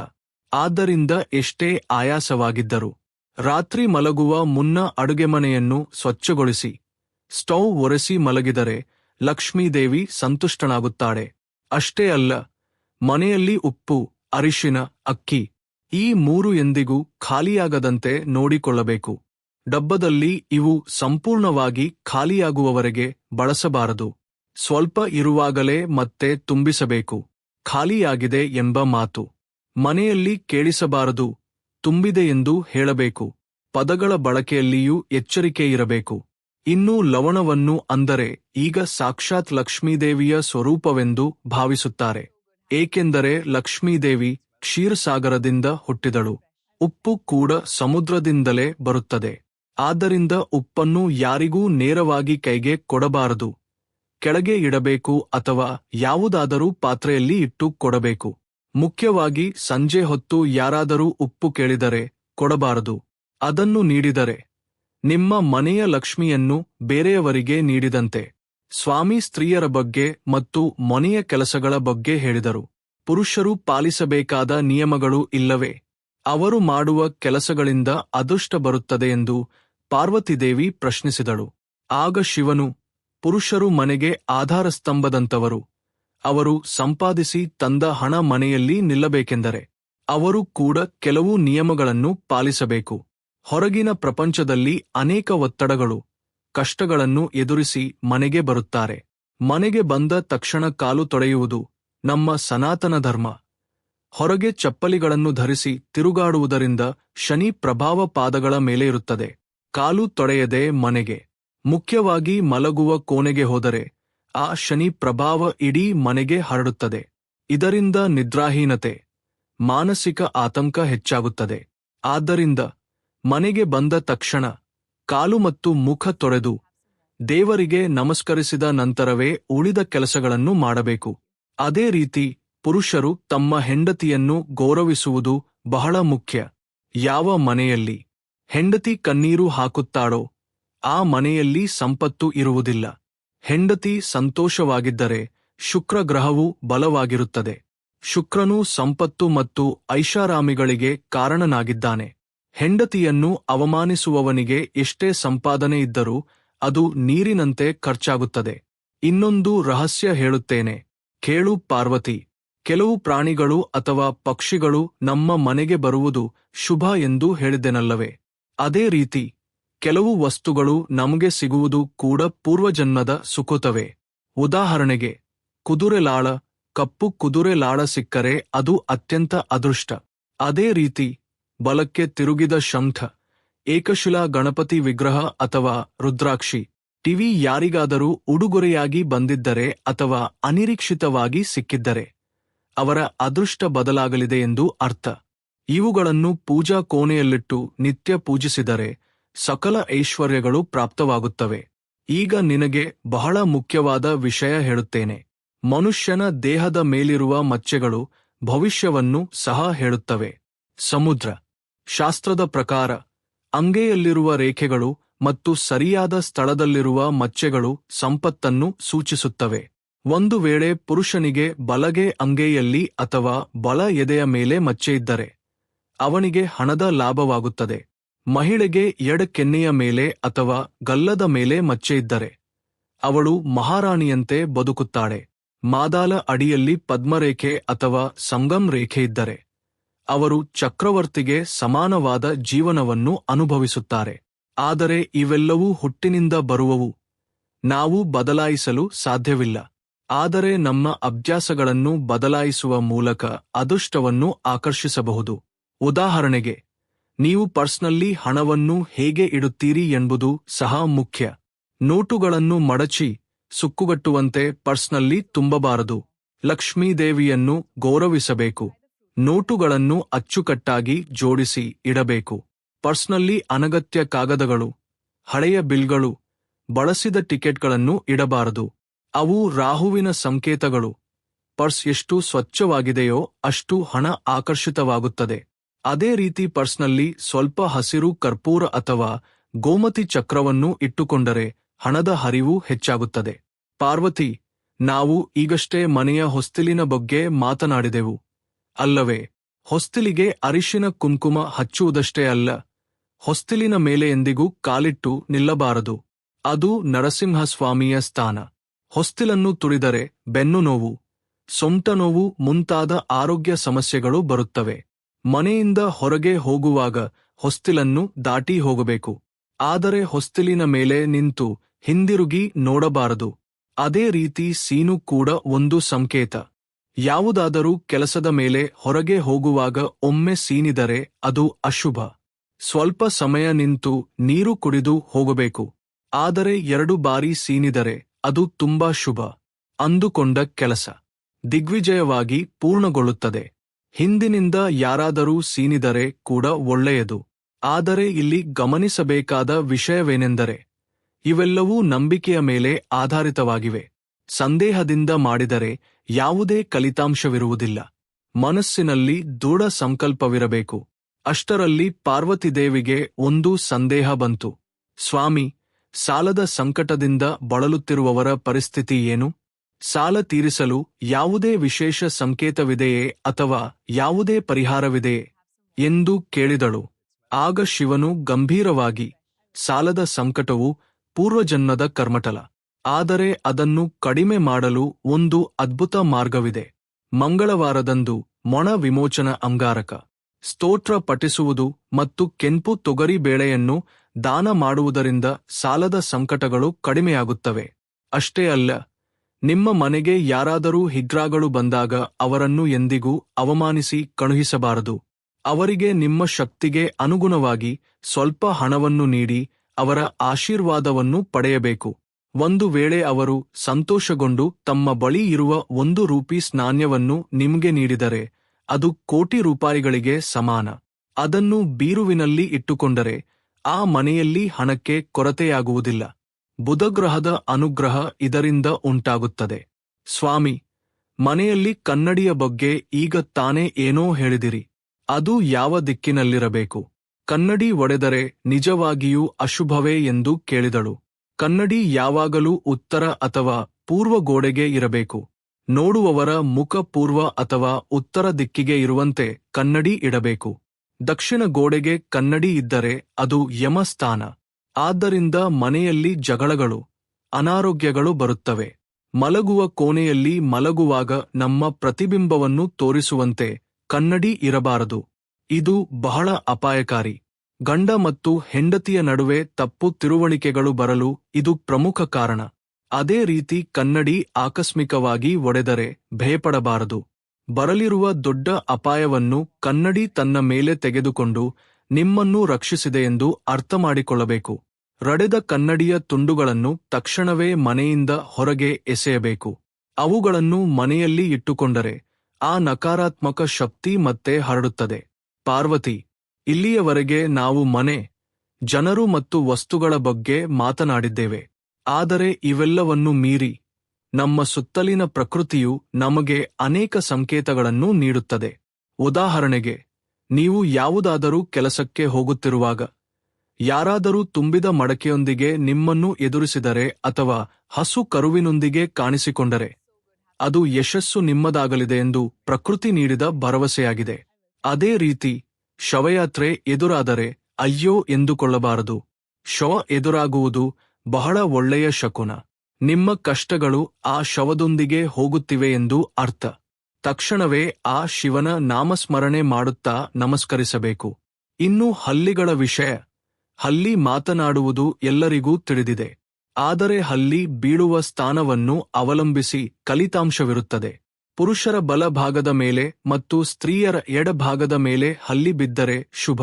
ಹಾಗಲ್ಲದೆ ಬೇರೆ ಕಡೆ ಬಿದ್ದರೆ ತಕ್ಷಣ ಸ್ನಾನ ಮಾಡಿ ಕಂಚಿ ಕಾಮಾಕ್ಷಿ ಅಮ್ಮನವರನ್ನು ಸ್ಮರಿಸಿಕೊಂಡು ದೀಪ ಹಚ್ಚಬೇಕು. ಇದರಿಂದ ದೋಷ ನಿವಾರಣೆಯಾಗುತ್ತದೆ. ಇವೆಲ್ಲ ಒಂದು ಕಡೆಯಾದರೆ, ಈಗ ನಾನು ಹೇಳಲಿರುವ 5 ಅದೃಷ್ಟ ವಸ್ತುಗಳ ಬಗ್ಗೆ ಕೇಳಿದರೆ ನೀವು ಪುಳಕಿತರಾಗುತ್ತೀರಿ. ಈ 5 ವಸ್ತುಗಳು ಯಾರ ಮನೆಯಲ್ಲಿ ಇರುತ್ತವೆಯೋ ಅವರನ್ನು ಕುಬೇರನು ಕೂಡ ಅಸೂಯೆಯಿಂದ ನೋಡುತ್ತಾನೆ. ಅವು ಯಾವುವೆಂದರೆ, 1 ಗೋಮತಿ ಚಕ್ರಗಳು. ಇವು ಸಾಮಾನ್ಯ ಕಲ್ಲುಗಳಲ್ಲ, ಸಾಕ್ಷಾತ್ ವಿಷ್ಣುವಿನ ಸುದರ್ಶನ ಚಕ್ರದ ರೂಪಗಳು. ಇವು ಗೋಮತಿ ನದಿಯಲ್ಲಿ ಸಿಗುತ್ತವೆ. 2 ದಕ್ಷಿಣಾವರ್ತ ಶಂಖ. 3 ಏಕಾಕ್ಷಿ ತೆಂಗಿನಕಾಯಿ, ಅಂದರೆ ಒಂದೇ ಕಣ್ಣಿರುವ ತೆಂಗಿನಕಾಯಿ. ಇದು ಬಹಳ ಅಪರೂಪವಾಗಿ ಸಿಗುತ್ತದೆ. ಇದು ಸಿಕ್ಕರೆ ಸಾಕ್ಷಾತ್ ಆ ಪರಮಶಿವನೇ ಮನೆಗೆ ಬಂದಂತೆ. 4 ಹಸ್ತಜೋಡಿ. ಇದು ಒಂದು ರೀತಿಯ ಬೇರು. ಇದು ಕೈಗಳನ್ನು ಜೋಡಿಸಿ ನಮಸ್ಕರಿಸುತ್ತಿರುವಂತೆ ಇರುತ್ತದೆ. 5 ತಾವರೆ ಬೀಜಗಳ ಮಾಲೆ. ಈ 5ನ್ನು ಯಾರು ಸಂಗ್ರಹಿಸಿ ಶುಭ ಮುಹೂರ್ತದಲ್ಲಿ ಪೂಜಾ ಕೋಣೆಯಲ್ಲಿ ಸ್ಥಾಪಿಸುತ್ತಾರೋ ಅವರ 7 ತಲೆಮಾರುಗಳಿಗೆ ಸಾಕಾಗುವಷ್ಟು ಸಂಪತ್ತು ಸಂಗ್ರಹವಾಗಿರುತ್ತದೆ. ಆದರೆ ಇವುಗಳನ್ನು ಹೇಗೆ ಬೇಕೋ ಹಾಗೆ ಬಳಸಬಾರದು. ಅವುಗಳಿಗೆ ಒಂದು ಪದ್ಧತಿ, ಒಂದು ನಿಯಮ ಇರುತ್ತದೆ. ಪಾರ್ವತಿ ಇವೆಲ್ಲ ಬಾಹ್ಯ ಗುರುತುಗಳು. ಆದರೆ ಮನುಷ್ಯನ ಅಂತರಂಗದಲ್ಲಿ ಉಂಟಾಗುವ ಒಂದು ಅನುಭೂತಿ ಇರುತ್ತದೆ. ಅದೇ ನಿಜವಾದ ದೇವ ಅನುಗ್ರಹ. ಯಾವಾಗ ನಿಮ್ಗೆ ಕಾರಣವಿಲ್ಲದೆ ಕಣ್ಣಲ್ಲಿ ನೀರು ಬರುತ್ತದೆ, ದೇವರ ವಿಗ್ರಹ ನೋಡಿದ ತಕ್ಷಣ ಮೈ ರೋಮಾಂಚನವಾಗುತ್ತದೆಯೋ ಆಗ ನಿಮ್ಮೊಳಗಿನ ಪಾಪಗಳು ಸುಟ್ಟು ಹೋಗುತ್ತಿವೆ ಎಂದು ಅರ್ಥ. ದೈವ ಶಕ್ತಿ ನಿಮ್ಮೊಳಗೆ ಪ್ರವಹಿಸುತ್ತಿದೆ ಎಂದು ಅರ್ಥ. ಕೆಲವು ಬಾರಿ ನಾವು ದೇವಸ್ಥಾನಕ್ಕೆ ಹೋದಾಗ ಅರ್ಚಕರು ಕೊಡುವ ಪ್ರಸಾದ ಅಥವಾ ಹೂವು ನಮ್ಮ ಕೈಯಿಂದ ಕೆಳಗೆ ಬಿದ್ದು ಹೋಗುತ್ತದೆ. ಅಯ್ಯೋ, ಬಿದ್ದು ಹೋಯಿತು ಎಂದು ದುಃಖಪಡುತ್ತೇವೆ. ಆದರೆ ಅದು ದೋಷವಲ್ಲ. ದೇವರು ನಿಮ್ಗೆ ಸಂಪೂರ್ಣವಾಗಿ ಸಮರ್ಪಿಸಿಕೊಂಡಿದ್ದಾನೆ. ನಿಮ್ಮ ಆಸೆ ಈಡೇರಿದೆ ಎಂದು ಹೇಳಲು ಅದು ಒಂದು ಸಂಕೇತ. ಅದೇ ರೀತಿ ದೀಪ ಹಚ್ಚುವಾಗ ಜ್ಯೋತಿ ಅಕಸ್ಮಾತ್ತಾಗಿ ಮೇಲೆದ್ದರೆ ಅಥವಾ ಹೂವಿನ ರೂಪಕ್ಕೆ ಬದಲಾದರೆ ನಿಮ್ಮ ಇಷ್ಟದ ದೇವರು ಅಲ್ಲೇ ಪಕ್ಕದಲ್ಲಿ ನಿಂತು ನಿಮ್ಮ ಪೂಜೆಯನ್ನು ಸ್ವೀಕರಿಸುತ್ತಿದ್ದಾನೆ ಎಂದು ಅರ್ಥಮಾಡಿಕೊಳ್ಳಬೇಕು. ಇಂತಹ ಸಣ್ಣ ಸಣ್ಣ ಅದ್ಭುತಗಳು ನಮ್ಮ ನಿತ್ಯ ಜೀವನದಲ್ಲಿ ನಡೆಯುತ್ತಲೇ ಇರುತ್ತವೆ. ಆದರೆ ನಾವೇ ಗಮನಿಸುವುದಿಲ್ಲ. ಸ್ವಾಮಿ, ಇವೆಲ್ಲವನ್ನೂ ಕೇಳುತ್ತಿದ್ದರೆ ಎಷ್ಟೊಂದು ಆನಂದವಾಗುತ್ತಿದೆ. ಇನ್ನು ಕೆಲವು ಬಾರಿ ಮನೆಯಲ್ಲಿ ಅಕಸ್ಮಾತ್ತಾಗಿ ಕೆಟ್ಟ ವಾಸನೆ ಬರುತ್ತದೆ ಅಲ್ಲವೇ? ಅದಕ್ಕೆ ಅರ್ಥವೇನು ಎಂದು ಪಾರ್ವತಿ ಕೇಳಿದಳು. ಹೌದು, ಸುಗಂಧ ಬಂದರೆ ದೈವ ಶಕ್ತಿ ಇರುವಂತೆ, ದುರ್ವಾಸನೆ ಬಂದರೆ ದುಷ್ಟ ಶಕ್ತಿ ಇರುವಂತೆ. ಮನೆಯಲ್ಲಿ ಎಲ್ಲೂ ಕಸ ಇಲ್ಲದಿದ್ದರೂ ಕೊಳಕು ವಾಸನೆ ಅಥವಾ ಸುಟ್ಟ ವಾಸನೆ ಬರುತ್ತಿದ್ದರೆ ತಕ್ಷಣ ಎಚ್ಚರ ವಹಿಸಬೇಕು. ಮನೆಯಲ್ಲಿ ಶಾಂತಿ ಹೋಮ ಮಾಡಿಸಬೇಕು ಅಥವಾ ಸಾಂಬ್ರಾಣಿ ಹೊಗೆ ಹಾಕಬೇಕು. ಸಾಂಬ್ರಾಣಿ ಹೊಗೆಗೆ ಇರುವ ಶಕ್ತಿ ಅಷ್ಟಿಷ್ಟಲ್ಲ, ಅದು ಗಾಳಿಯಲ್ಲಿರುವ ಸೂಕ್ಷ್ಮಜೀವಿಗಳನ್ನು ಕೊಲ್ಲುವುದಲ್ಲದೆ ಕಣ್ಣಿಗೆ ಕಾಣದ ಪೀಡೆಗಳನ್ನು ದೂರ ಮಾಡುತ್ತದೆ. ಮುಖ್ಯವಾಗಿ ಸಂಜೆ ಹೊತ್ತಿನಲ್ಲಿ ಸಾಂಬ್ರಾಣಿ ಗುಗ್ಗುಳವನ್ನು ಸೇರಿಸಿ ಧೂಪ ಹಾಕಿದರೆ ಆ ಹೊಗೆ ಮನೆಮನೆಗೆ ಹೋಗಿ ಮನೆಯನ್ನು ಶುದ್ಧಗೊಳಿಸುತ್ತದೆ. ಆ ವಾಸನೆಗೆ ಲಕ್ಷ್ಮೀದೇವಿ ಆಕರ್ಷಿತಳಾಗುತ್ತಾಳೆ. ಧೂಪ ಹಾಕುವಾಗ ಮನೆಯ ಕಿಟಕಿಗಳು, ಬಾಗಿಲುಗಳನ್ನು ತೆರೆದಿರಬೇಕು. ಆಗಲೇ ಕೆಟ್ಟದ್ದು ಹೊರಗೆ ಹೋಗಿ ಒಳ್ಳೆಯದು ಒಳಗೆ ಬರುತ್ತದೆ. ಇವೆಲ್ಲವನ್ನೂ ಪಾಲಿಸುತ್ತಾ ಮನಸ್ಸನ್ನು ನಿರ್ಮಲವಾಗಿಟ್ಟುಕೊಂಡರೆ ಸಾಕು. ಆದರೆ ಮನುಷ್ಯರು ಆಗಾಗ್ಗೆ ಮಾಡುವ ಒಂದು ದೊಡ್ಡ ತಪ್ಪು ಇದೆ. ಅದರಿಂದ ಆಯುಷ್ಯ ಕಡಿಮೆಯಾಗುವುದಲ್ಲದೆ ಅಕಾಲ ಮೃತ್ಯು ಸಂಭವಿಸುವ ಅಪಾಯವಿದೆ. ಹೆಚ್ಚಿನ ಜನರು ಊಟ ಮಾಡುವಾಗ ತಿಳಿಯದೆ ಒಂದು ಕೆಲಸ ಮಾಡುತ್ತಾರೆ. ಆ ಕೆಲಸ ಮಾಡುವುದರಿಂದ ಅನ್ನಪೂರ್ಣಾದೇವಿಗೆ ಕೋಪ ಬರುತ್ತದೆ. ಆ ತಾಯಿ ಕೋಪಗೊಂಡರೆ ಆ ಮನೆಯಲ್ಲಿ ಆಹಾರಕ್ಕೆ ಕೊರತೆ ಬರುತ್ತದೆ. ಊಟ ಮಾಡುವಾಗ ಯಾವುದೇ ಕಾರಣಕ್ಕೂ ಮಾಡಬಾರದ ಆ ಕೆಲಸ ಯಾವುದು? ಮತ್ತು ಅನ್ನ ತಿನ್ನುವಾಗ ತಟ್ಟೆಯಲ್ಲಿ ಅನ್ನ ಬಿಟ್ಟರೆ ಏನಾಗುತ್ತದೆ ಗೊತ್ತಾ? ಅನ್ನ ಪರಬ್ರಹ್ಮ ಸ್ವರೂಪ ಎನ್ನುತ್ತಾರೆ. ಒಂದು ಅಗಳನ್ನು ವ್ಯರ್ಥ ಮಾಡಿದರೆ ಮುಂದಿನ ಜನ್ಮದಲ್ಲಿ ಆ ವ್ಯಕ್ತಿಗೆ ಆಹಾರ ಸಿಗುವುದೇ ಕಷ್ಟವಾಗುತ್ತದೆ. ಅನ್ನ ಪರಬ್ರಹ್ಮ ಸ್ವರೂಪ. ನಾವು ತಿನ್ನುವ ಪ್ರತಿಯೊಂದು ಅಗಳ ಮೇಲೂ ನಮ್ಮ ಹೆಸರು ಬರೆದಿರುತ್ತದೆ. ಅಂತಹ ಅನ್ನವನ್ನು ನಿರ್ಲಕ್ಷಿಸುವುದು ಎಂದರೆ ಸಾಕ್ಷಾತ್ ಅನ್ನಪೂರ್ಣಾದೇವಿಯನ್ನು ಅವಮಾನಿಸುವುದೇ. ಯಾರು ತಟ್ಟೆಯಲ್ಲಿ ಅನ್ನ ಬಿಡುತ್ತಾರೋ ಅವರ ಮನೆಯಲ್ಲಿ ದಾರಿದ್ರ್ಯ ತಾಂಡವವಾಡುತ್ತದೆ. ಊಟ ಮುಗಿದ ನಂತರ ತಟ್ಟೆಯಲ್ಲೇ ಕೈ ತೊಳೆಯುವುದು ಮಹಾಪಾಪ. ಇದು ಮಾಂಸ ಭುಜಿಸಿ ಅದರೊಂದಿಗೆ ಸಮಾನವೆಂದು ಶಾಸ್ತ್ರಗಳು ಘೋಷಿಸುತ್ತವೆ. ತಟ್ಟೆಯಲ್ಲಿ ಕೈ ತೊಳೆಯುವುದರಿಂದ ಆ ಎಂಜಲು ಅನ್ನ ಮತ್ತು ನೀರು ಸೇರಿ ಲಕ್ಷ್ಮೀದೇವಿಗೆ ಅಸಹ್ಯವನ್ನುಂಟು ಮಾಡುತ್ತವೆ. ಊಟ ಮಾಡಿದ ನಂತರ ತಟ್ಟೆಯನ್ನು ಪಕ್ಕಕ್ಕೆ ಇಟ್ಟು ಬೇರೆ ಕಡೆ ಕೈ ತೊಳೆಯಬೇಕು. ಅದೇ ರೀತಿ ಊಟ ಮಾಡುವಾಗ ತಟ್ಟೆಯನ್ನು ಮಡಿಲಲ್ಲಿ ಇಟ್ಟುಕೊಂಡು ತಿನ್ನಬಾರದು. ಇದು ಬಹಳ ದರಿದ್ರದ ಅಭ್ಯಾಸ. ಹಿಂದಿನ ಕಾಲದಲ್ಲಿ ಸಾಲದ ಬಾಧೆ ತಾಳಲಾರದೆ ಮನೆ ಇಲ್ಲದವರು ಮಾತ್ರ ಹಾಗೆ ತಿನ್ನುತ್ತಿದ್ದರು. ಇರುವ ಮನೆ ಹೋಗಬಾರದು ಎಂದರೆ ತಟ್ಟೆಯನ್ನು ಕೆಳಗೆ ಇಟ್ಟು ಪ್ರಶಾಂತವಾಗಿ ಕುಳಿತು ತಿನ್ನಬೇಕು. ಅಷ್ಟೇ ಅಲ್ಲದೆ ಪಾರ್ವತಿ ತಿನ್ನುವಾಗ ದಿಕ್ಕು ಕೂಡ ಮುಖ್ಯ. ಪೂರ್ವ ಅಥವಾ ಉತ್ತರ ದಿಕ್ಕಿಗೆ ತಿರುಗಿ ಊಟ ಮಾಡಿದರೆ ಆಯುಷ್ಯ ಮತ್ತು ಆರೋಗ್ಯ ಹೆಚ್ಚುತ್ತದೆ. ಆದರೆ ತಪ್ಪು ಮಾಡಿದರೂ ದಕ್ಷಿಣ ದಿಕ್ಕಿಗೆ ತಿರುಗಿ ತಿನ್ನಬಾರದು. ದಕ್ಷಿಣ ಯಮಸ್ಥಾನ, ಆ ದಿಕ್ಕಿಗೆ ತಿರುಗಿ ತಿಂದರೆ ಆಹಾರವು ಜೀರ್ಣವಾಗುವುದಿಲ್ಲ. ಬದಲಿಗೆ ಪ್ರೇತಗಳಿಗೆ ಆಹಾರವನ್ನು ನೀಡಿದಂತೆ ಆಗುತ್ತದೆ. ಇದರಿಂದ ಜೀರ್ಣ ಸಂಬಂಧಿ ರೋಗಗಳು ಮತ್ತು ಕೆಟ್ಟ ಕನಸುಗಳು ಬರುತ್ತವೆ. ಅದೇ ರೀತಿ ಊಟ ಮಾಡುವಾಗ ಮಾತನಾಡಬಾರದು, ನಗಬಾರದು, ಮುಖ್ಯವಾಗಿ ಜಗಳವಾಡಬಾರದು. ಕೋಪದಿಂದ ತಿನ್ನುವ ಆಹಾರ ವಿಷಕ್ಕೆ ಸಮಾನ. ಅಡುಗೆ ಮಾಡುವಾಗ ಮಹಿಳೆ ಎಷ್ಟು ಪ್ರೀತಿಯಿಂದ ಅಡುಗೆ ಮಾಡುತ್ತಾಳೋ, ಊಟ ಮಾಡುವಾಗ ಪುರುಷನೂ ಅಷ್ಟೇ ಪ್ರೀತಿಯಿಂದ ತಿನ್ನಬೇಕು. ಅಡುಗೆ ಮನೆಯಲ್ಲಿ ಮಹಿಳೆ ಅಳುತ್ತಾ ಅಡುಗೆ ಮಾಡಿದರೆ ಆ ಅಡುಗೆ ತಿಂದವರಿಗೆ ವಿಪರೀತ ಕೋಪ, ಆವೇಶ ಬರುತ್ತವೆ. ಅದಕ್ಕಾಗಿಯೇ ಅಡುಗೆಗಳು ಯಾವಾಗಲೂ ನಗುಗಳಿಂದ ತುಂಬಿರಬೇಕು. ಮತ್ತೊಂದು ಮುಖ್ಯ ವಿಷಯವೆಂದರೆ ನೀರು ಕುಡಿಯುವ ವಿಧಾನ. ಈ ದಿನಗಳಲ್ಲಿ ಅನೇಕ ಜನರು ನಿಂತು ಗಡಗಡ ನೀರು ಕುಡಿಯುತ್ತಾರೆ. ಇದು ತುಂಬಾ ತಪ್ಪು. ನೀರು ಯಾವಾಗಲೂ ಕುಳಿತು ನಿಧಾನವಾಗಿ ಸಿಪ್ ಮಾಡುತ್ತಾ ಕುಡಿಯಬೇಕು. ನಿಂತು ನೀರು ಕುಡಿಯುವುದರಿಂದ ಮೊಣಕಾಲು ನೋವು ಮಾತ್ರವಲ್ಲದೆ ಮೂತ್ರಪಿಂಡದ ಸಮಸ್ಯೆಗಳು ಬರುತ್ತವೆ. ಆಧ್ಯಾತ್ಮಿಕವಾಗಿ ನೋಡಿದರೆ ನಿಂತು ನೀರು ಕುಡಿಯುವುದು ರಾಕ್ಷಸ ಪ್ರವೃತ್ತಿಯನ್ನು ಹೆಚ್ಚಿಸುತ್ತದೆ. ಕುಳಿತು ನೀರು ಕುಡಿಯುವುದರಿಂದ ನಮ್ಮ ದೇಹದ ನರಗಳು ತಂಪಾಗಿ ಮನಸ್ಸು ಶಾಂತವಾಗುತ್ತದೆ. ಈ ವಿಷಯಗಳನ್ನೆಲ್ಲ ಕೇಳಿದ ಪಾರ್ವತಿದೇವಿ ಸ್ವಾಮಿ ಆಹಾರ ಮತ್ತು ನೀರಿನ ಬಗ್ಗೆ ಚೆನ್ನಾಗಿ ವಿವರಿಸಿದರು. ಹಾಗಾದರೆ ನಮ್ಮ ಮನೆಗೆ ಯಾರಾದರೂ ಅತಿಥಿಗಳು ಬಂದಾಗ ನಮ್ಮ ವರ್ತನೆ ಹೇಗಿರಬೇಕು? ಅವರ ಆಗಮನವು ಅದೃಷ್ಟದ ಸಂಕೇತವೇ ಎಂದು ಕೇಳಿದಳು.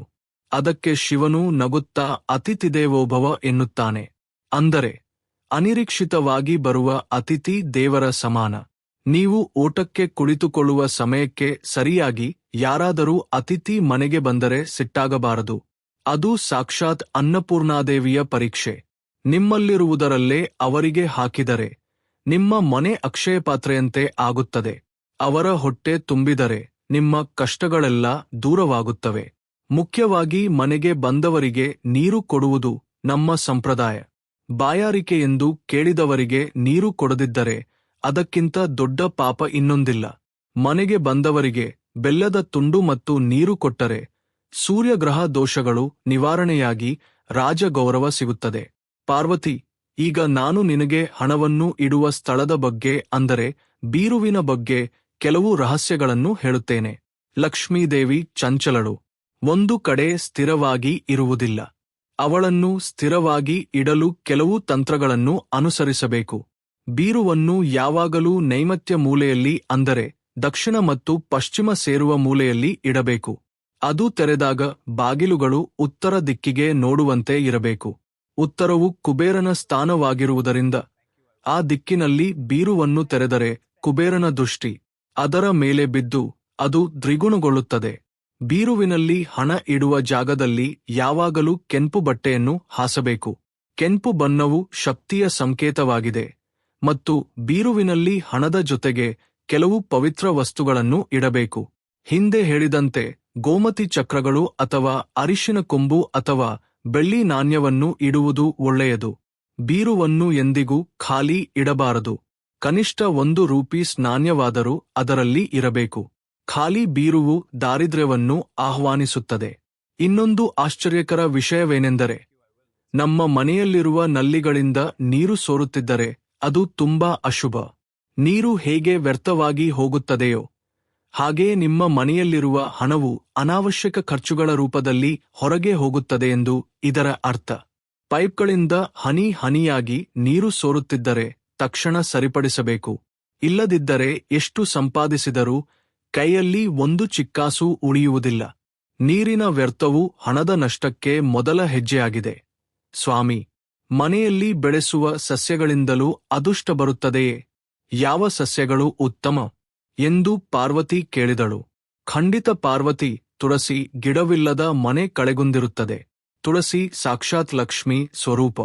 ಯಾರ ಮನೆಯಲ್ಲಿ ತುಳಸಿ ಗಿಡ ಹಸಿರಾಗಿ ಕಳೆಕಳೆಯಾಗಿ ಇರುತ್ತದೆಯೋ ಆ ಮನೆಯಲ್ಲಿ ಎಂತಹ ವಾಸ್ತು ದೋಷಗಳಿದ್ದರೂ ಅವು ಕೆಲಸ ಮಾಡುವುದಿಲ್ಲ.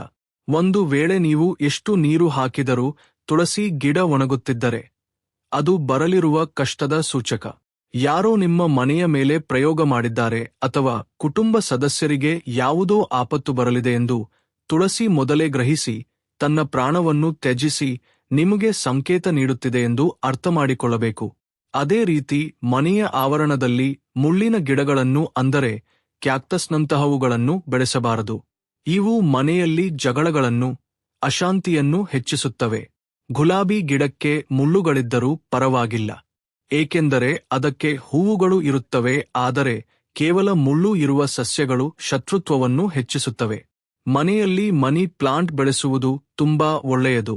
ಅದು ಎಷ್ಟು ವೇಗವಾಗಿ ಮೇಲೆ ಹಬ್ಬುತ್ತದೆಯೋ ನಿಮ್ಮ ಆರ್ಥಿಕ ಪರಿಸ್ಥಿತಿ ಅಷ್ಟೇ ವೇಗವಾಗಿ ಸುಧಾರಿಸುತ್ತದೆ. ಆದರೆ ಮನಿ ಪ್ಲಾಂಟ್ ಬಳ್ಳಿಗಳು ಕೆಳಗೆ ಇಳಿಬೀಳಬಾರದು, ಯಾವಾಗಲೂ ಮೇಲೆ ಹಬ್ಬಿಸಬೇಕು. ಇನ್ನೊಂದು ಮುಖ್ಯವಾದ ಸಂಕೇತ, ಜೇಡರ ಬಲೆಗಳು. ಮನೆಯ ಮೂಲೆಯಲ್ಲಿ ಜೇಡಗಳು ಬಲೆಗಳನ್ನು ಕಟ್ಟಿದರೆ ತಕ್ಷಣ ತೆಗೆದುಹಾಕಬೇಕು. ಜೇಡರ ಬಲೆ ರಾಹು ಮತ್ತು ಕೇತುವಿನ ಸಂಕೇತ. ಅದು ಇರುವ ಜಾಗದಲ್ಲಿ ಆಲೋಚನೆಗಳು ಸ್ಥಗಿತಗೊಳ್ಳುತ್ತವೆ, ಆಲಸ್ಯ ಹೆಚ್ಚಾಗುತ್ತದೆ, ಮಾಡುವ ಕೆಲಸಗಳಲ್ಲಿ ಅಡೆತಡೆಗಳು ಬರುತ್ತವೆ. ಆದ್ದರಿಂದ ಮನೆಯನ್ನು ಆಗಾಗ ಸ್ವಚ್ಛಗೊಳಿಸಬೇಕು. ಧೂಳು ಇರುವಲ್ಲಿ ದಾರಿದ್ರ್ಯ ದೇವತೆ ನೆಲೆಸುತ್ತಾಳೆ. ಪಾರ್ವತಿ, ನಾವು ಪ್ರತಿದಿನ ಕೇಳುವ ಶಬ್ದಗಳು ಸಹ ನಮ್ಮ ಅದೃಷ್ಟವನ್ನು ನಿರ್ಧರಿಸುತ್ತವೆ. ಮನೆಯಲ್ಲಿ ಮಹಿಳೆಯರು ನಡೆಯುವಾಗ ಕಾಲುಂಗುರಗಳ ಶಬ್ದ, ಕೈ ಬಳೆಗಳ ಶಬ್ದ ಕೇಳಿಸಿದರೆ ಆ ಮನೆ ದೇವಾಲಯದಂತೆ ಇರುತ್ತದೆ. ಆ ಶಬ್ದಗಳಿಗೆ ಸಕಾರಾತ್ಮಕ ಶಕ್ತಿ ಆಕರ್ಷಿತವಾಗುತ್ತದೆ. ಯಾವ ಮನೆಯಲ್ಲಿ ಮಹಿಳೆಯರಿಂದ ದುಃಖವಿರುತ್ತದೆಯೋ ಆ ಮನೆ ಸ್ಮಶಾನಕ್ಕೆ ಸಮಾನ. ಮಹಿಳೆ, ನೀನು ಆ ಮನೆಗೆ ರಕ್ಷಾ ಕವಚ್. ಅದೇ ರೀತಿ ಪೂಜಾ ಕೋಣೆಯಲ್ಲಿ ಗಂಟೆಯ ಶಬ್ದ, ಶಂಖ ಊದಿದ ಶಬ್ದ ಕೇಳಿಸುವುದು ಬಹಳ ಮುಖ್ಯ. ಗಂಟೆಯ ಶಬ್ದ ನ್ಯಂಕಾರ ನಾದಕ್ಕೆ ಸಮಾನ. ಅದು ನಮ್ಮ ಮೆದುಳಿನಲ್ಲಿರುವ ನರಗಳನ್ನು ಉತ್ತೇಜಿಸುತ್ತದೆ. ಬೆಳಿಗ್ಗೆ ಮತ್ತು ಸಂಜೆ ಮನೆಯಲ್ಲಿ ಗಂಟೆ ಬಾರಿಸುವುದರಿಂದ ದುಷ್ಟ ಶಕ್ತಿಗಳು ಹೋಗುತ್ತವೆ. ಈಗ ನಿನಗೆ ಒಂದು ರಹಸ್ಯ ಹೇಳುತ್ತೇನೆ. ಕೆಲವೊಮ್ಮೆ ನಮಗೆ ತಿಳಿಯದೆಯೇ ನಮ್ಮ ಮನೆಯ ಗೋಡೆಗಳು ಒದ್ದೆಯಾದಂತೆ ಅನಿಸುತ್ತವೆ. ಮಳೆ ಇಲ್ಲದಿದ್ದರೂ ಗೋಡೆಗಳ ಮೇಲೆ ತೇವಾಂಶ ಬಂದರೆ ಅದು ತುಂಬಾ ಕೆಟ್ಟ ಸಂಕೇತ. ಪಿತೃದೇವತೆಗಳು ಶಪಿಸುತ್ತಿದ್ದಾರೆ ಎಂದರ್ಥವೇ. ಸಾಲದ ಬಾಧೆಗಳು ವಿಪರೀತವಾಗಿ ಹೆಚ್ಚಾಗಲಿವೆ ಎಂದರ್ಥ. ಹೀಗಾದಾಗ ತಕ್ಷಣ ಶಾಂತಿ ಪೂಜೆ ಮಾಡಿಸಬೇಕು. ಇಲ್ಲದಿದ್ದರೆ ಆ ಮನೆಯನ್ನು ಮಾರಾಟ ಮಾಡಬೇಕಾದ ಪರಿಸ್ಥಿತಿ ಬರುತ್ತದೆ. ಸ್ವಾಮಿ, ಇವೆಲ್ಲ ಪ್ರತಿಕೂಲ ಸಂಕೇತಗಳಲ್ಲವೇ? ಇನ್ನು ಸಕಾರಾತ್ಮಕ ಸಂಕೇತಗಳು ಏನಾದರೂ ಇವೆಯೇ ಎಂದರೆ ನಮಗೆ ತಿಳಿಯದಂತೆಯೇ. ಅದೃಷ್ಟ ಬರುತ್ತದೆ ಎಂದು ಹೇಳುವ ಸಣ್ಣ ಸಣ್ಣ ವಿಷಯಗಳು ಎಂದು ಪಾರ್ವತಿ ಕೇಳಿದಳು. ಇವೆ ಪಾರ್ವತಿ. ಉದಾಹರಣೆಗೆ, ನೀವು ಬೆಳಿಗ್ಗೆ ಎದ್ದ ತಕ್ಷಣ ನಿಮ್ಮ ಕಿವಿಯಲ್ಲಿ ದೇವಸ್ಥಾನದ ಗಂಟೆಗಳ ಶಬ್ದವಾಗಲಿ, ವೇದ ಮಂತ್ರಗಳಾಗಲಿ ಅಥವಾ ಪಕ್ಷಿಗಳ ಚಿಲಿಪಿಲಿಯಾಗಲಿ ಕೇಳಿಸಿದರೆ ಆ ದಿನ ನಿಮಗೆ ಯಾವುದೇ ಅಡೆತಡೆ ಇರುವುದಿಲ್ಲ. ನೀವು ಯಾವುದೇ ಕೆಲಸವನ್ನು ಕೈಗೊಂಡರೂ ಅದು ಯಶಸ್ವಿಯಾಗುತ್ತದೆ. ಅದೇ ರೀತಿ ನೀವು ಹೊರಗೆ ಹೋಗುವಾಗ ಒಗೆದ ಬಟ್ಟೆಗಳನ್ನು ತೆಗೆದುಕೊಂಡು ಹೋಗುವ ಅಗಸನು ಎದುರಾದರೂ ಅಥವಾ ಹಾಲು ತೆಗೆದುಕೊಂಡು ಹೋಗುವ ವ್ಯಕ್ತಿ ಎದುರಾದರೂ ಅದು ಶುಭ ಶಕುನ. 2 ಹಾವುಗಳು ಹೆಣೆದುಕೊಂಡಿರುವ ದೃಶ್ಯ ನಾಗರ ಪಂಚಮಿಯಂದು ಅಲ್ಲದೆ ಸಾಮಾನ್ಯ ದಿನಗಳಲ್ಲಿ ಕಂಡರೆ ನಿಮಗೆ ಸಂತಾನ ಪ್ರಾಪ್ತಿ ಅಥವಾ ವಿವಾಹ ಯೋಗ ಕೂಡಿಬರಲಿದೆ ಎಂದು ಅರ್ಥ. ಇನ್ನೊಂದು ವಿಚಿತ್ರ ಸಂಕೇತವೇನೆಂದರೆ, ನಿಮ್ಮ ಮನೆಗೆ ಅಕಸ್ಮಾತ್ತಾಗಿ ಚಿನ್ನದ ಬಣ್ಣದ ಸಣ್ಣ ಕಪ್ಪೆ ಪ್ರವೇಶಿಸಿದರೆ ಅದನ್ನು ಲಕ್ಷ್ಮೀ ಕಪ್ಪೆ ಎನ್ನುತ್ತಾರೆ. ಅದು ಬಂದರೆ ಮಳೆ ಬರುತ್ತದೆ ಎಂಬ ಗಾದೆ ಇದ್ದರೂ ಆಧ್ಯಾತ್ಮಿಕವಾಗಿ ಅದು ಧನ ವರ್ಷಕ್ಕೆ ಸಂಕೇತ. ಅದನ್ನು ಕೊಲ್ಲದೆ ಸೌಮ್ಯವಾಗಿ ಹೊರಗೆ ಬಿಡಬೇಕು.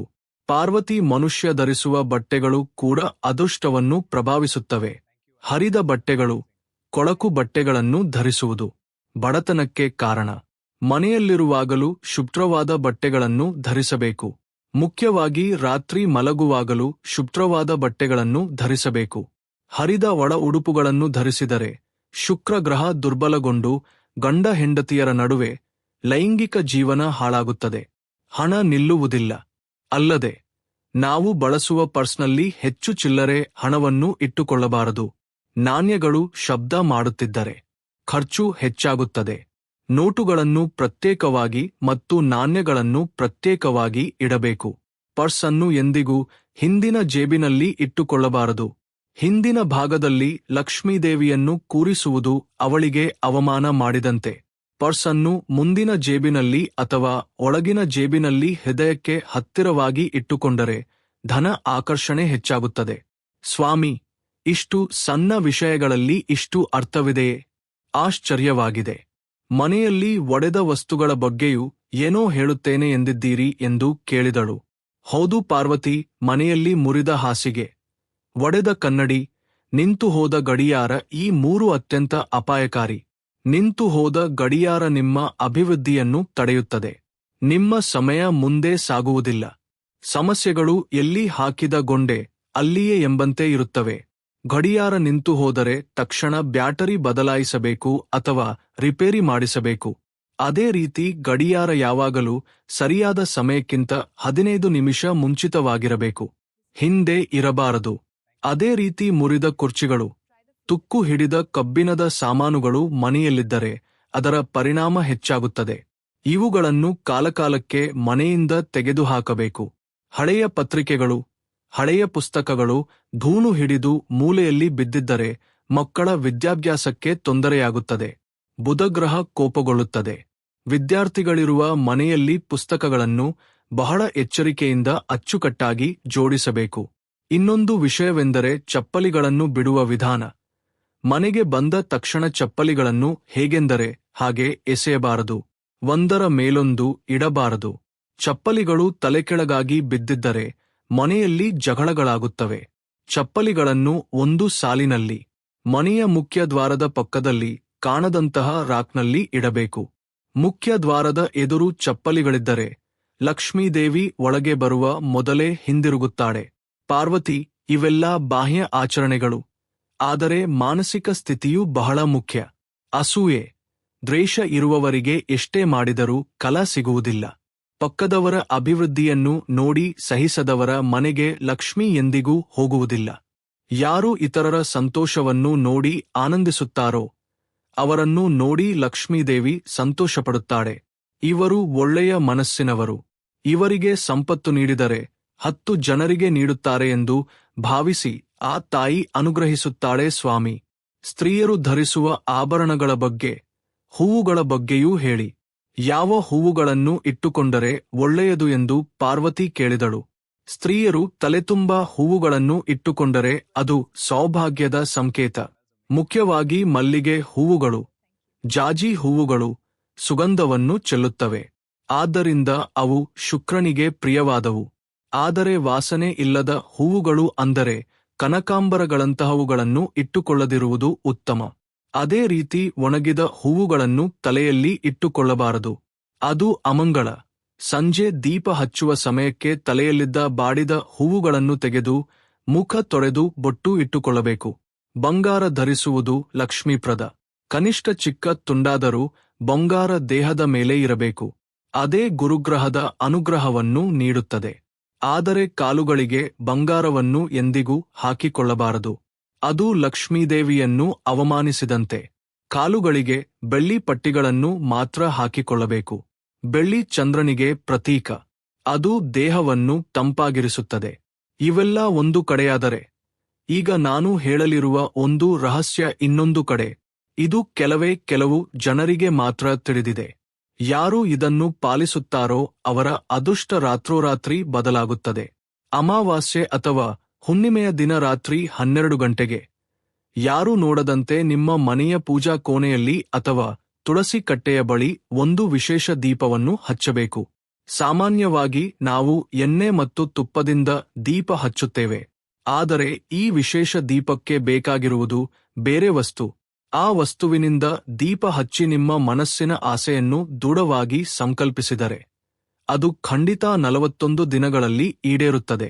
ಕೋರ್ಟ್ ಕೇಸ್ಗಳು, ಸಾಲದ ಬಾಧೆಗಳು, ಶತ್ರುಗಳ ಕಾಟಗಳು ಮಂಜಿನಂತೆ ಕರಗಿ ಹೋಗುತ್ತವೆ. ಅದನ್ನು ಹೇಗೆ ಇಡಬೇಕು, ಅದರಲ್ಲಿ ಬಳಸಬೇಕಾದ ಆ ವಿಶೇಷ ಪದಾರ್ಥ ಯಾವುದು, ಅದು ಎಲ್ಲಿ ಸಿಗುತ್ತದೆ. ಅದೇ ರೀತಿ ನಮ್ಮ ಮನೆಯಲ್ಲಿ ಕರ್ಪೂರದ ಆರತಿ ಮಾಡುವಾಗ ಆ ಕರ್ಪೂರದಲ್ಲಿ ಒಂದು ಸಣ್ಣ ವಸ್ತುವನ್ನು ಹಾಕಿ ಆರತಿ ಮಾಡಿದರೆ ಆ ಹೊಗೆ ತಗುಲಿದ ಪ್ರತಿ ಮೂಲೆಯೂ ಧನ ಆಕರ್ಷಣೆಯ ಕೇಂದ್ರವಾಗಿ ಬದಲಾಗುತ್ತದೆ. ಆ ರಹಸ್ಯ ತಂತ್ರವೇನೆಂದರೆ ಆರತಿ ಮಾಡುವಾಗ ಆ ಕರ್ಪೂರದಲ್ಲಿ 2 ಲವಂಗಗಳನ್ನು ಹಾಕಬೇಕು.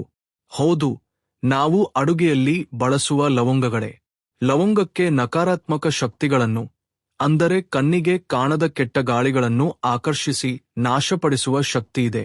ಯಾವಾಗ ಕರ್ಪೂರದ ಜೊತೆ ಲವಂಗ ಸುಡುತ್ತದೆಯೋ ಆ ಬರುವ ಹೊಗೆ ನಿಮ್ಮ ಮನೆಯಲ್ಲಿರುವ ನರದೃಷ್ಟಿಯನ್ನು, ಅಂದರೆ ಇತರರ ಅಸೂಯೆಯನ್ನು ಸಂಪೂರ್ಣವಾಗಿ ನಿವಾರಿಸುತ್ತದೆ. ಅದೇ ರೀತಿ ಅಮಾವಾಸ್ಯೆ ಅಥವಾ ಪೌರ್ಣಮಿ ದಿನ ರಾತ್ರಿ ಬೆಳಗಿಸಬೇಕಾದ ಆ ವಿಶೇಷ ದೀಪದ ಬಗ್ಗೆ ಹೇಳುತ್ತೇನೆ ಕೇಳಿ. ಇದನ್ನು ತಾವರೆ ಬತ್ತಿಯ ದೀಪ ಎನ್ನುತ್ತಾರೆ. ಸಾಮಾನ್ಯವಾಗಿ ನಾವು ಹತ್ತಿಯಿಂದ ಮಾಡಿದ ಬತ್ತಿಯನ್ನು ಬಳಸುತ್ತೇವೆ. ಆದರೆ ಕಮಲದ ಕಾಂಡಗಳಿಂದ ತೆಗೆದ ನಾರಿನಿಂದ ಮಾಡಿದ ಬತ್ತಿಗಳು ಪೂಜಾ ಸಾಮಗ್ರಿಗಳನ್ನು ಮಾರುವ ಅಂಗಡಿಗಳಲ್ಲಿ ಸಿಗುತ್ತವೆ. ಈ ಕಮಲದ ಬತ್ತಿಗಳನ್ನು ಹಸುವಿನ ತುಪ್ಪದಲ್ಲಿ ನೆನೆಸಿ ಮಣ್ಣಿನ ದೀಪಗಳಲ್ಲಿ ಇಟ್ಟು ದೀಪ ಹಚ್ಚಬೇಕು. ಕಮಲದ ಹೂವು ಎಂದರೆ ಲಕ್ಷ್ಮೀದೇವಿಯ ಆಸನ. ಆ ಕಮಲದ ನಾರಿನಲ್ಲಿ ಲಕ್ಷ್ಮೀದೇವಿಯ ಆಕರ್ಷಣ ಶಕ್ತಿ ಇರುತ್ತದೆ. ಈ ದೀಪವನ್ನು ಹಚ್ಚಿ ರಂ ಶ್ರೀ ಮಹಾಲಕ್ಷ್ಮೀ ನಮಃ ಎಂದು 108 ಬಾರಿ ಜಪಿಸಿದರೆ ಎಂತಹ ದಾರಿದ್ರ್ಯವಾದರೂ ಯೊಡಿಹೋಗಲೇಬೇಕು. ಇದು ಬಹಳ ಶಕ್ತಿಶಾಲಿ ಪರಿಹಾರ. ಇದನ್ನು ನಂಬಿಕೆಯಿಂದ ಮಾಡಿದವರಿಗೆ ಅದ್ಭುತ ಫಲಿತಾಂಶಗಳು ಬಂದಿವೆ. ಪಾರ್ವತಿದೇವಿ ಈ ವಿಷಯವನ್ನು ಬಹಳ ಶ್ರದ್ಧೆಯಿಂದ ಕೇಳುತ್ತಾ ಸ್ವಾಮಿ ಧನವನ್ನು ಆಕರ್ಷಿಸುವ ಮಾರ್ಗಗಳನ್ನು ಹೇಳಿದರು. ಮತ್ತೆ ನಮ್ಮಲ್ಲಿರುವ ಧನ ನಮಗೆ ತಿಳಿಯದೆಯೇ ಏಕೆ ಖರ್ಚಾಗುತ್ತದೆ? ಲಕ್ಷ್ಮೀದೇವಿ ನಮ್ಮ ಮನೆಯಲ್ಲಿ ಇರದಿರಲು ನಾವು ಮಾಡುವ ಸಣ್ಣಪುಟ್ಟ ತಪ್ಪುಗಳು ಇನ್ನೇನಾದರೂ ಇವೆಯೇ ಎಂದು ಕೇಳಿದಳು. ಅದಕ್ಕೆ ಶಿವನು ಖಂಡಿತವಾಗಿಯೂ ಇದ್ದಾನೆ. ಪಾರ್ವತಿ ಅದರಲ್ಲಿ ಮುಖ್ಯವಾದದ್ದು ಹಣ ಎಣಿಸುವ ವಿಧಾನ. ಈ ದಿನಗಳಲ್ಲಿ ಅನೇಕ ಜನರು ನೋಟುಗಳ ಕಟ್ಟುಗಳನ್ನು ಎಣಿಸುವಾಗ ಬೆರಳಿಗೆ ನಾಲಿಗೆಯ ಮೇಲಿರುವ ಲಾಲಾರಸ, ಅಂದರೆ ಉಗುಳನ್ನು ಹಚ್ಚಿಕೊಂಡು ಎಣಿಸುತ್ತಾರೆ. ಇದು ಮಹಾಘೋರವಾದ ಪಾಪ. ನಾಲಿಗೆಯ ಮೇಲೆ ಸರಸ್ವತಿ ದೇವಿ ಇರುತ್ತಾಳೆ. ಕೈಯಲ್ಲಿರುವ ಧನವು ಲಕ್ಷ್ಮೀದೇವಿ ಸ್ವರೂಪ. ಶಮ್ಮಿ ಎಂದರೆ ಎಂಜಲು. ಆ ಎಂಜಲನ್ನು ಲಕ್ಷ್ಮೀದೇವಿಗೆ ಹಚ್ಚುವುದು ಎಂದರೆ ಆ ತಾಯಿಯನ್ನು ಅವಮಾನಿಸುವುದೇ. ಹೀಗೆ ಮಾಡುವವರ ಬಳಿ ಎಷ್ಟೇ ಹಣವಿದ್ದರೂ ಅದು ಯಾವುದೋ ಒಂದು ರೂಪದಲ್ಲಿ, ಅಂದರೆ ಔಷಧಿಗಳಿಗೋ ಅಥವಾ ಕೋರ್ಟ್ ಕೇಸುಗಳಿಗೋ ಖರ್ಚಾಗಿ ಹೋಗುತ್ತದೆ. ನೋಟುಗಳನ್ನು ಎಣಿಸಲು ತೇವಬೇಕಿದ್ದರೆ ಒಂದು ಸಣ್ಣ ಬಟ್ಟಲಿನಲ್ಲಿ ನೀರು ಇಟ್ಟುಕೊಂಡು ಅದರಲ್ಲಿ 1,000ದಿಂದ ಎಣಿಸಬೇಕು. ಆದರೆ ಆಕಸ್ಮಿಕವಾಗಿ ಸಹ ಉಗುಳನ್ನು ಬಳಸಬಾರದು. ಅದೇ ರೀತಿ ವೈಯಕ್ತಿಕ ಅಥವಾ ಹಣದ ಚೀಲವನ್ನು ಎಂದಿಗೂ ನೆಲದ ಮೇಲೆ ಇಡಬಾರದು. ಲಕ್ಷ್ಮೀದೇವಿಯನ್ನು ಭೂಮಿಯ ಮೇಲೆ ಇಟ್ಟರೆ ಅವಳು ಕೋಪಗೊಂಡು ಹೊರಟು ಹೋಗುತ್ತಾಳೆ. ವೈಯಕ್ತಿಕ ವಸ್ತುಗಳನ್ನು ಯಾವಾಗಲೂ ಮೇಜಿನ ಮೇಲೆ ಅಥವಾ ಸುರಕ್ಷಿತ ಸ್ಥಳದಲ್ಲಿ ಇಡಬೇಕು. ನಾವು ಗೌರವ ನೀಡದ ಸ್ಥಳದಲ್ಲಿ ಮನುಷ್ಯರೇ ಇರುವುದಿಲ್ಲ. ಇನ್ನು ದೇವರುಗಳು ಹೇಗೆ ಇರುತ್ತಾರೆ? ಇನ್ನೊಂದು ಮುಖ್ಯವಾದ ವಿಷಯವೆಂದರೆ ಕಾಲುಗಳನ್ನು ಅಲ್ಲಾಡಿಸುವುದು. ಕೆಲವರು ಕುರ್ಚಿಯಲ್ಲಿ ಕುಳಿತಾಗ ಅಥವಾ ಹಾಸಿಗೆಯ ಮೇಲೆ ಕುಳಿತಾಗ ಅನಾವಶ್ಯಕವಾಗಿ ಕಾಲುಗಳನ್ನು ಅಲ್ಲಾಡಿಸುತ್ತಿರುತ್ತಾರೆ. ಇದು ನೋಡಲು ಸಣ್ಣ ಅಭ್ಯಾಸದಂತೆ ಕಂಡರೂ ಇದರ ಹಿಂದೆ ದೊಡ್ಡ ಅನರ್ಥವಿದೆ. ಕಾಲುಗಳನ್ನು ಅಲ್ಲಾಡಿಸುವುದರಿಂದ ನಮ್ಮ ದೇಹದಲ್ಲಿನ ಪ್ರಾಣಶಕ್ತಿ ವ್ಯರ್ಥವಾಗುತ್ತದೆ. ಅಷ್ಟೇ ಅಲ್ಲದೆ ಇದು ಶನಿದೇವನನ್ನು ಆಹ್ವಾನಿಸುತ್ತದೆ. ಯಾರಾದರೂ ಕಾಲುಗಳನ್ನು ಅಲ್ಲಾಡಿಸಿದರೆ ಅವರ ಮನಸ್ಸು ಸ್ಥಿರವಾಗಿರುವುದಿಲ್ಲ. ಯಾವಾಗಲೂ ಯಾವುದೋ ಒಂದು ಆತಂಕದಲ್ಲಿರುತ್ತಾರೆ. ಸಂಪಾದಿಸಿದ ಹಣ ನಿಲ್ಲುವುದಿಲ್ಲ. ಪಾರ್ವತಿ ನಮ್ಮ ಮನೆಯಲ್ಲಿ ಸ್ನಾನದ ಕೊಠಡಿ, ಅಂದರೆ ಬಾತ್ರೂಮ್ ಕೂಡ ವಾಸ್ತು ಪ್ರಕಾರ ಬಹಳ ಮುಖ್ಯ. ಸ್ನಾನದ ಕೊಠಡಿಯಿಂದಲೇ ರಾಹುವಿನ ಪ್ರಭಾವ ಹೆಚ್ಚಾಗಿ ಬರುತ್ತದೆ. ಅದಕ್ಕಾಗಿಯೇ ಬಾತ್ರೂಮ್ ಬಾಗಿಲುಗಳನ್ನು ಯಾವಾಗಲೂ ಮುಚ್ಚಿರಬೇಕು.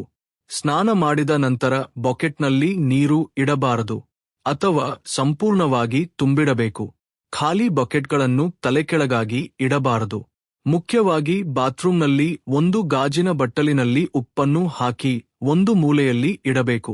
ಉಪ್ಪು ಗಾಳಿಯಲ್ಲಿರುವ ತೇವಾಂಶವನ್ನು ಮಾತ್ರವಲ್ಲದೆ ಅಲ್ಲಿರುವ ವಿಷಕಾರಿ ಶಕ್ತಿಗಳನ್ನು ಸಹ ಹೀರಿಕೊಳ್ಳುವ ಗುಣವನ್ನು ಹೊಂದಿದೆ. ಆಗ ವಾರಕ್ಕೊಮ್ಮೆ ಬದಲಾಯಿಸುತ್ತಾ ಹಳೆಯ ಉಪ್ಪನ್ನು ಸಿಂಕ್ಗೆ ಹಾಕಿ ನೀರು ಬಿಡಬೇಕು. ಹೀಗೆ ಮಾಡುವುದರಿಂದ ಮನೆಯಲ್ಲಿನ ಅನಾರೋಗ್ಯ ಸಮಸ್ಯೆಗಳು ಕಡಿಮೆಯಾಗುತ್ತವೆ. ಸ್ವಾಮಿ, ನಿದ್ರಿಸುವ ದಿಕ್ಕಿನ ಬಗ್ಗೆಯೂ ಹೇಳಿ. ಯಾವ ದಿಕ್ಕಿಗೆ ತಲೆ ಹಾಕಿ ಮಲಗಿದರೆ ಅದೃಷ್ಟ, ಯಾವ ದಿಕ್ಕಿಗೆ ಮಲಗಿದರೆ ದುರದೃಷ್ಟ ಎಂದು ಪಾರ್ವತಿ ಕೇಳಿದಳು. ಇದು ಮನುಷ್ಯನ ಆಯುಷ್ಯಕ್ಕೆ ಸಂಬಂಧಿಸಿದ ವಿಷಯ. ಯಾವಾಗಲೂ ದಕ್ಷಿಣ ದಿಕ್ಕಿಗೆ ತಲೆ ಹಾಕಿ ಉತ್ತರ ದಿಕ್ಕಿಗೆ ಕಾಲು ಹಾಕಿ ಮಲಗುವುದು ಉತ್ತಮ. ದಕ್ಷಿಣವು ಯಮಧರ್ಮರಾಜನ ದಿಕ್ಕು. ಆ ದಿಕ್ಕಿಗೆ ತಲೆ ಹಾಕುವುದರಿಂದ ಮನುಷ್ಯನಿಗೆ ದೀರ್ಘಾಯುಷ್ಯ ಮತ್ತು ಆರೋಗ್ಯ ಲಭಿಸುತ್ತದೆ. ಭೂಮಿಯ ಕಾಂತಕ್ಷೇತ್ರವು ಉತ್ತರ ಧ್ರುವದಿಂದ ದಕ್ಷಿಣ ಧ್ರುವದ ಕಡೆಗೆ ಹರಿಯುತ್ತದೆ.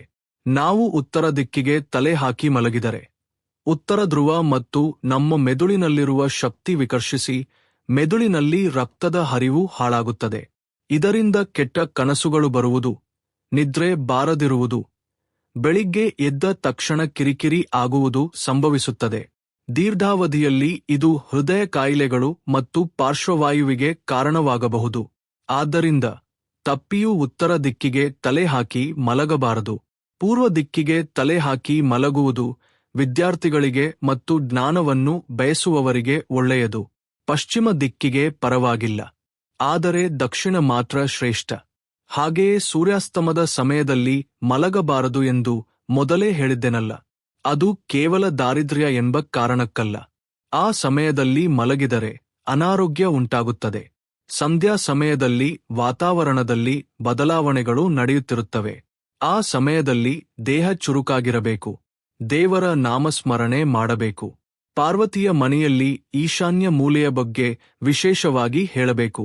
ಈಶಾನ್ಯ ಎಂದರೆ ಪೂರ್ವ ಮತ್ತು ಉತ್ತರ ಸೇರುವ ಮೂಲೆ. ಇದು ಶಿವನ ಸ್ಥಾನ, ಅಂದರೆ ನನ್ನ ಸ್ಥಾನ. ಈ ಮೂಲೆಯನ್ನು ಯಾವಾಗಲೂ ಭಾರವಿಲ್ಲದೆ ಖಾಲಿಯಾಗಿಡಬೇಕು. ಅಲ್ಲಿ ಕಸದ ಬುಟ್ಟಿ, ಪೊರಕೆಗಳು, ಭಾರವಾದ ಬೀರುಗಳನ್ನು ಇಡಬಾರದು. ಈಶಾನ್ಯದಲ್ಲಿ ಒಂದು ತಾಮ್ರದ ಪಾತ್ರೆಯಲ್ಲಿ ಅಥವಾ ಮಣ್ಣಿನ ಮಡಿಕೆಯಲ್ಲಿ ನೀರು ತುಂಬಿಟ್ಟರೆ ತುಂಬಾ ಒಳ್ಳೆಯದು. ಆ ನೀರನ್ನು ಪ್ರತಿದಿನ ಬದಲಾಯಿಸಬೇಕು. ಇದು ಮನೆಗೆ ಸಕಾರಾತ್ಮಕ ಶಕ್ತಿಯನ್ನು ಆಕರ್ಷಿಸುತ್ತದೆ. ಈಶಾನ್ಯವು ಎಷ್ಟು ಹಗುರವಾಗಿ ಮತ್ತು ಎಷ್ಟು ಸ್ವಚ್ಛವಾಗಿರುತ್ತದೆಯೋ ಆ ಮನೆಯ ಮಾಲೀಕರು ಅಷ್ಟೇ ಉನ್ನತ ಸ್ಥಾನಕ್ಕೆ ಹೋಗುತ್ತಾರೆ. ಅಲ್ಲಿ ದೇವರ ಕೋಣೆ ಇದ್ದರೆ ಇನ್ನೂ ಒಳ್ಳೆಯದು. ಆದರೆ ಶೌಚಾಲಯ ಮಾತ್ರ ಇರಲೇಬಾರದು. ಅದು ವಂಶನಾಶಕ್ಕೆ ದಾರಿ ಮಾಡಿಕೊಡುತ್ತದೆ. ಸ್ವಾಮಿ, ಸ್ತ್ರೀಯರು ಕೂದಲು ಕತ್ತರಿಸಿಕೊಳ್ಳುವುದು, ಉಗುರುಗಳನ್ನು ತೆಗೆಯುವ ಬಗ್ಗೆ ಏನಾದರೂ ನಿಯಮಗಳಿವೆಯೇ ಎಂದು ಪಾರ್ವತಿ ಕೇಳಿದಳು. ಇವೆ. ಪಾರ್ವತಿ, ಮಂಗಳವಾರ, ಶುಕ್ರವಾರ ಸ್ತ್ರೀಯರು ಕೂದಲು ಕತ್ತರಿಸಿಕೊಳ್ಳಬಾರದು. ಅದೇ ರೀತಿ ರಾತ್ರಿ ಸಮಯದಲ್ಲಿ ಯಾವುದೇ ಕಾರಣಕ್ಕೂ ಉಗುರುಗಳನ್ನು ತೆಗೆಯಬಾರದು. ರಾತ್ರಿ ಸಮಯದಲ್ಲಿ ಉಗುರುಗಳನ್ನು ತೆಗೆದರೆ ಆ ಉಗುರುಗಳು ಎಲ್ಲಿ ಬೀಳುತ್ತವೆಯೋ ಗೊತ್ತಿಲ್ಲ. ಅವು ಎಲ್ಲದರಲ್ಲೂ ಬೀಳುವ ಅಪಾಯವಿದೆ. ಅಷ್ಟೇ ಅಲ್ಲದೆ ಸಂಜೆ ಲಕ್ಷ್ಮೀದೇವಿ ಬರುವ ಸಮಯದಲ್ಲಿ ದೇಹದಲ್ಲಿನ ತ್ಯಾಜ್ಯಗಳನ್ನು, ಅಂದರೆ ಉಗುರುಗಳನ್ನು ತೆಗೆಯುವುದು ಅಮಂಗಳಕರ. ಇದರಿಂದ ದಾರಿದ್ರ್ಯ ಆವರಿಸುತ್ತದೆ. ಅಮಾವಾಸ್ಯೆ ಮತ್ತು ಪೂರ್ಣಿಮಾ ದಿನಗಳಲ್ಲಿ ತಲೆ ಸ್ನಾನ ಮಾಡಬಾರದು ಎಂದು ಶಾಸ್ತ್ರ ಹೇಳುತ್ತದೆ. ಆದರೆ ಮಹಿಳೆಯರು ಅರಿಶಿನ ಹಚ್ಚಿಕೊಂಡು ಸ್ನಾನ ಮಾಡುವುದು ಯಾವಾಗಲೂ ಶುಭ. ಇಲ್ಲಿ ಇನ್ನೊಂದು ರಹಸ್ಯವಿದೆ. ಸ್ನಾನ ಮಾಡಿದ ನಂತರ ಒದ್ದೆ ಬಟ್ಟೆಗಳನ್ನು ಬಾತ್ರೂಂನಲ್ಲಿಯೇ ಬಿಡಬಾರದು. ತಕ್ಷಣ ಹಿಂಡಿ ಒಣಗಿಸಬೇಕು. ಒದ್ದೆ ಬಟ್ಟೆಗಳು ರಾಹುವಿನ ಸಂಕೇತ. ಪಾರ್ವತಿ, ನಮಗೆ ತಿಳಿಯದೆಯೇ ನಮ್ಮ ಮನೆಯಲ್ಲಿ ಕೆಲವು ಅದ್ಭುತ ಸಂಕೇತಗಳು ಕಾಣಿಸುತ್ತವೆ ಎಂದು ಹೇಳಿದ್ದೆನಲ್ಲವೇ? ಅದರಲ್ಲಿ ಮುಖ್ಯವಾದದ್ದು ಮಳೆ. ನೀವು ಯಾವುದೇ ಶುಭ ಕಾರ್ಯಕ್ಕಾಗಿ ಹೊರಡುವಾಗ ಅಥವಾ ಮನೆಯಲ್ಲಿ ಯಾವುದೇ ಪೂಜೆ ನಡೆಯುತ್ತಿರುವಾಗ ಇದ್ದಕ್ಕಿದ್ದಂತೆ ಮಳೆ ಬಂದರೆ ಅದು ವರುಣ ದೇವರ ಆಶೀರ್ವಾದ. ನಿಮ್ಮ ಕಾರ್ಯ ಯಶಸ್ವಿಯಾಗುತ್ತದೆ ಎಂದು ಅರ್ಥ. ಅದೇ ರೀತಿ ಗಾಳಿ ಯಾವ ದಿಕ್ಕಿನಿಂದ ಬೀಸುತ್ತಿದೆ ಎಂಬುದು ಕೂಡ ಮುಖ್ಯ. ತಂಪಾದ ಗಾಳಿ ದಕ್ಷಿಣ ದಿಕ್ಕಿನಿಂದ ಬೀಸಿದರೆ ಅದು ಒಳ್ಳೆಯದಲ್ಲ. ಆದರೆ ಪೂರ್ವ ಅಥವಾ ಉತ್ತರದಿಂದ ಬರುವ ಗಾಳಿ ಸಿರಿ ಸಂಪತ್ತುಗಳನ್ನು ತರುತ್ತದೆ. ಅದಕ್ಕಾಗಿಯೇ ಕಿಟಕಿಗಳು ಹೆಚ್ಚಾಗಿ ಪೂರ್ವ ಉತ್ತರ ದಿಕ್ಕಿನಲ್ಲಿರಬೇಕು ಎಂದು ವಾಸ್ತು ಹೇಳುತ್ತದೆ. ಈಗ ನಾನು ನಿಮಗೆ ಪ್ರಾಣಿಗಳ ಬಗ್ಗೆ ಇನ್ನಷ್ಟು ಆಳವಾದ ವಿಷಯಗಳನ್ನು ಹೇಳುತ್ತೇನೆ. ಕಾಗೆಗಳು ಪಿತೃ ದೇವತೆಗಳ ಸ್ವರೂಪಗಳು ಎಂದು ನಮಗೆ ತಿಳಿದಿದೆ. ಪ್ರತಿದಿನ ಊಟ ಮಾಡುವ ಮೊದಲು ಕಾಗೆಗೆ ಸ್ವಲ್ಪ ಅನ್ನ ಇಡುವುದು ನಮ್ಮ ಸಂಪ್ರದಾಯ. ಆದರೆ ಕಾಗೆ ಅನ್ನ ತಿನ್ನದೆ ಹೋದರೆ ಪಿತೃ ದೇವತೆಗಳು ನಮ್ಮ ಮೇಲೆ ಕೋಪಗೊಂಡಿದ್ದಾರೆ ಎಂದು ಅರ್ಥ. ಅದು ಯಾವುದೋ ದೋಷ ಎಂದು ಅರಿತು ಅವರಿಗೆ ಕ್ಷಮೆಯಾಚಿಸಬೇಕು. ಒಂದು ವೇಳೆ ಕಾಗೆ ಮನೆಯೊಳಗೆ ನೀರು ಕುಡಿಯಲು ಬಂದರೆ ಅದು ತುಂಬಾ ಒಳ್ಳೆಯ ಶಕುನ. ನಿಮ್ಗೆ ಮುಂದಿನ ದಿನಗಳಲ್ಲಿ ಮಾನಸಿಕ ಶಾಂತಿ ಸಿಗುತ್ತದೆ ಎಂದು ಅರ್ಥ. ಅದೇ ರೀತಿ ನಾಯಿಗಳು ಕೂಡ ಭೈರವನ ಸ್ವರೂಪಗಳು. ನಿಮ್ಮ ಮನೆಯ ಮುಂದೆ ಇರುವ ನಾಯಿ ಆಕಾಶದ ಕಡೆಗೆ ನೋಡುತ್ತಿದ್ದರೆ ಆ ಪ್ರದೇಶಗಳಲ್ಲಿ ಯಾವುದೋ ಆಪತ್ತು ಬರಲಿದೆ ಎಂದು ಅರ್ಥ. ಆದರೆ ಅದು ಬಾಲ ಅಲ್ಲಾಡಿಸುತ್ತಾ ಹತ್ತಿರ ಬಂದರೆ ನಿಮ್ಗೆ ನಂಬಿಕಸ್ಥ ಸ್ನೇಹಿತರು ಸಿಗುತ್ತಾರೆ ಎಂದು ಅರ್ಥ. ಪಾರ್ವತಿ, ನಾವು ಬಳಸುವ ವಸ್ತುಗಳು ಮಾತ್ರವಲ್ಲ, ನಾವು ಮಾತನಾಡುವ ಮಾತುಗಳು ಕೂಡ ನಮ್ಮ ಹಣೆಬರಹವನ್ನು ಬರೆಯುತ್ತವೆ. ಕೆಲವರು ಯಾವಾಗಲೂ ನನ್ನ ಬಳಿ ಹಣವಿಲ್ಲ, ನಾನು ಬಡವ, ನನ್ನ ಬದುಕು ಇಷ್ಟೇ ಎಂದು ಅಳುತ್ತಿರುತ್ತಾರೆ. ಇಂತಹ ಮಾತುಗಳನ್ನು ಅಪ್ಪಿತಪ್ಪಿಯೂ ಮಾತನಾಡಬಾರದು. ಸರಸ್ವತಿ ದೇವಿ ದಿನದಲ್ಲಿ ಯಾವುದೋ ಒಂದು ಸಮಯದಲ್ಲಿ ನಮ್ಮ ನಾಲಿಗೆಯ ಮೇಲೆ ಕುಳಿತು ತಥಾಸ್ತು ಅಂತಂದಾಗ, ಅಂದರೆ ಹಾಗೆಯೇ ಆಗಲಿ ಎಂದು ನಾವು ನನಗೆ ಹಣವಿಲ್ಲ ಎಂದಾಗ ಆ ತಾಯಿ ತಥಾಸ್ತು ಎಂದರೆ ಇನ್ನು ಜೀವನ ಪರ್ಯಂತ ಹಣವಿರುವುದಿಲ್ಲ. ಅದಕ್ಕಾಗಿಯೇ ನಾನು ಯಾವಾಗಲೂ ಚೆನ್ನಾಗಿದ್ದೇನೆ, ನನಗೆ ಎಲ್ಲವೂ ಒಳ್ಳೆಯದೇ ಆಗುತ್ತದೆ, ನನ್ನ ಬಳಿ ಬೇಕಾದಷ್ಟು ಇದೆ ಎಂಬ ಸಕಾರಾತ್ಮಕ ಮಾತುಗಳನ್ನು ಮಾತನಾಡಬೇಕು. ಶಬ್ದಕ್ಕೆ ಸೃಷ್ಟಿಯನ್ನು ಬದಲಾಯಿಸುವ ಶಕ್ತಿಯಿದೆ. ಅದೇ ರೀತಿ ಮನೆಯಲ್ಲಿ ಜಗಳಗಳು ನಡೆಯುವಾಗ ದೊಡ್ಡದಾಗಿ ಕೂಗಬಾರದು. ಗೋಡೆಗಳಿಗೆ ಕಿವಿಗಳಿರುತ್ತವೆ ಎನ್ನುತ್ತಾರೆ. ಅಂದರೆ ಗೋಡೆಗಳು ಆ ಶಬ್ದ ತರಂಗಗಳನ್ನು ಗ್ರಹಿಸಿ ಮತ್ತೆ ಅದೇ ಶಕ್ತಿಯನ್ನು ಮನೆಗೆ ಬಿಡುಗಡೆ ಮಾಡುತ್ತವೆ. ಆ ಮನೆ ಯಾವಾಗಲೂ ಅಶಾಂತಿಯಿಂದ ಕೂಡಿರುತ್ತದೆ. ಜಗಳಗಳಾದರೂ ಸರಿ ನಿಧಾನವಾಗಿ ಮಾತನಾಡಿದರೆ ನಕಾರಾತ್ಮಕ ಪರಿಣಾಮ ಕಡಿಮೆಯಾಗುತ್ತದೆ. ಸ್ವಾಮಿ, ಇವೆಲ್ಲ ಗುಹಸ್ಥರಿಗೆ ಬಹಳ ಉಪಯುಕ್ತವಾದ ವಿಷಯಗಳು. ಹಾಗಾದರೆ ಮಕ್ಕಳ ವಿಷಯದಲ್ಲಿ ತೆಗೆದುಕೊಳ್ಳಬೇಕಾದ ಎಚ್ಚರಿಕೆಗಳೇನು? ಅವರ ಮೇಲೆ ಕೆಟ್ಟ ದೃಷ್ಟಿ ಬೀಳದಂತೆ ಏನು ಮಾಡಬೇಕು ಎಂದು ಪಾರ್ವತಿ ಕೇಳಿದಳು. ಮಕ್ಕಳು ದೇವರ ಸಮಾನ ಎಂದು ಹೇಳಿದೆನಲ್ಲ, ಅವರಿಗೆ ನರದೃಷ್ಟಿ ಬೀಳುತ್ತದೆ. ಯಾರಾದರೂ ಹೊರಗಿನವರು ಬಂದು ನಿಮ್ಮ ಮಗು ಬಹಳ ಸುಂದರವಾಗಿದೆ ಅಥವಾ ಬಹಳ ಚೆನ್ನಾಗಿ ನಗುತ್ತಿದೆ ಎಂದು ಹೇಳಿದರೆ ತಕ್ಷಣ ಆ ತಾಯಿ ಆ ಮಗುವಿಗೆ ದೃಷ್ಟಿ ತೆಗೆಯಬೇಕು. ಸ್ವಲ್ಪ ಉಪ್ಪು, ಒಣ ಮೆಣಸಿನಕಾಯಿಗಳನ್ನು ಕೈಯಲ್ಲಿ ಹಿಡಿದುಕೊಂಡು ಮಗುವಿನ ಸುತ್ತ 3 ಬಾರಿ ತಿರುಗಿಸಿ ಬೆಂಕಿಯಲ್ಲಿ ಹಾಕಬೇಕು. ಆ ಘಾಟು ವಾಸನೆ ಬರದಿದ್ದರೆ ದೃಷ್ಟಿ ಹೋಗಿದೆ ಎಂದರ್ಥ. ಅದೇ ರೀತಿ ಮಕ್ಕಳ ಕುತ್ತಿಗೆಗೆ ಅಥವಾ ಕೈಗೆ ಕಪ್ಪು ದಾರವನ್ನು ಕಟ್ಟುವುದು ಉತ್ತಮ ರಕ್ಷಣೆ. ಹನುಮಂತನ ಸಿಂಧೂರವನ್ನು ಮಕ್ಕಳ ಹಣೆಗೆ ಹಚ್ಚಿದರೆ ಭಯಗಳು ದೂರವಾಗುತ್ತವೆ. ವಿಶೇಷವಾಗಿ ಶಿಶುಗಳು ನಿದ್ರೆಯಲ್ಲಿ ಬೆಚ್ಚಿಬೀಳುತ್ತಿದ್ದರೆ ಅವರ ದಿಂಬಿನ ಕೆಳಗೆ ಕಬ್ಬಿಣದ ತುಂಡು ಅಥವಾ ಸಣ್ಣ ಚಾಕುವನ್ನು ಇಡಬೇಕು. ಇದು ದುಷ್ಟ ಶಕ್ತಿಗಳನ್ನು ಹತ್ತಿರ ಬರಲು ಬಿಡುವುದಿಲ್ಲ. ಮನೆಯಲ್ಲಿ ಹಳೆಯ ವಸ್ತುಗಳನ್ನು ಸಂಗ್ರಹಿಸುವುದು ಸಹ ಒಂದು ರೋಗದಂತೆ. ಕೆಲವರು ಒಡೆದ ಪಿಂಗಾಣಿ ಕಪ್ಗಳು, ನಿರುಪಯುಕ್ತ ಎಲೆಕ್ಟ್ರಾನಿಕ್ ವಸ್ತುಗಳು, ಹಳೆಯ ಚಾರ್ಜರ್,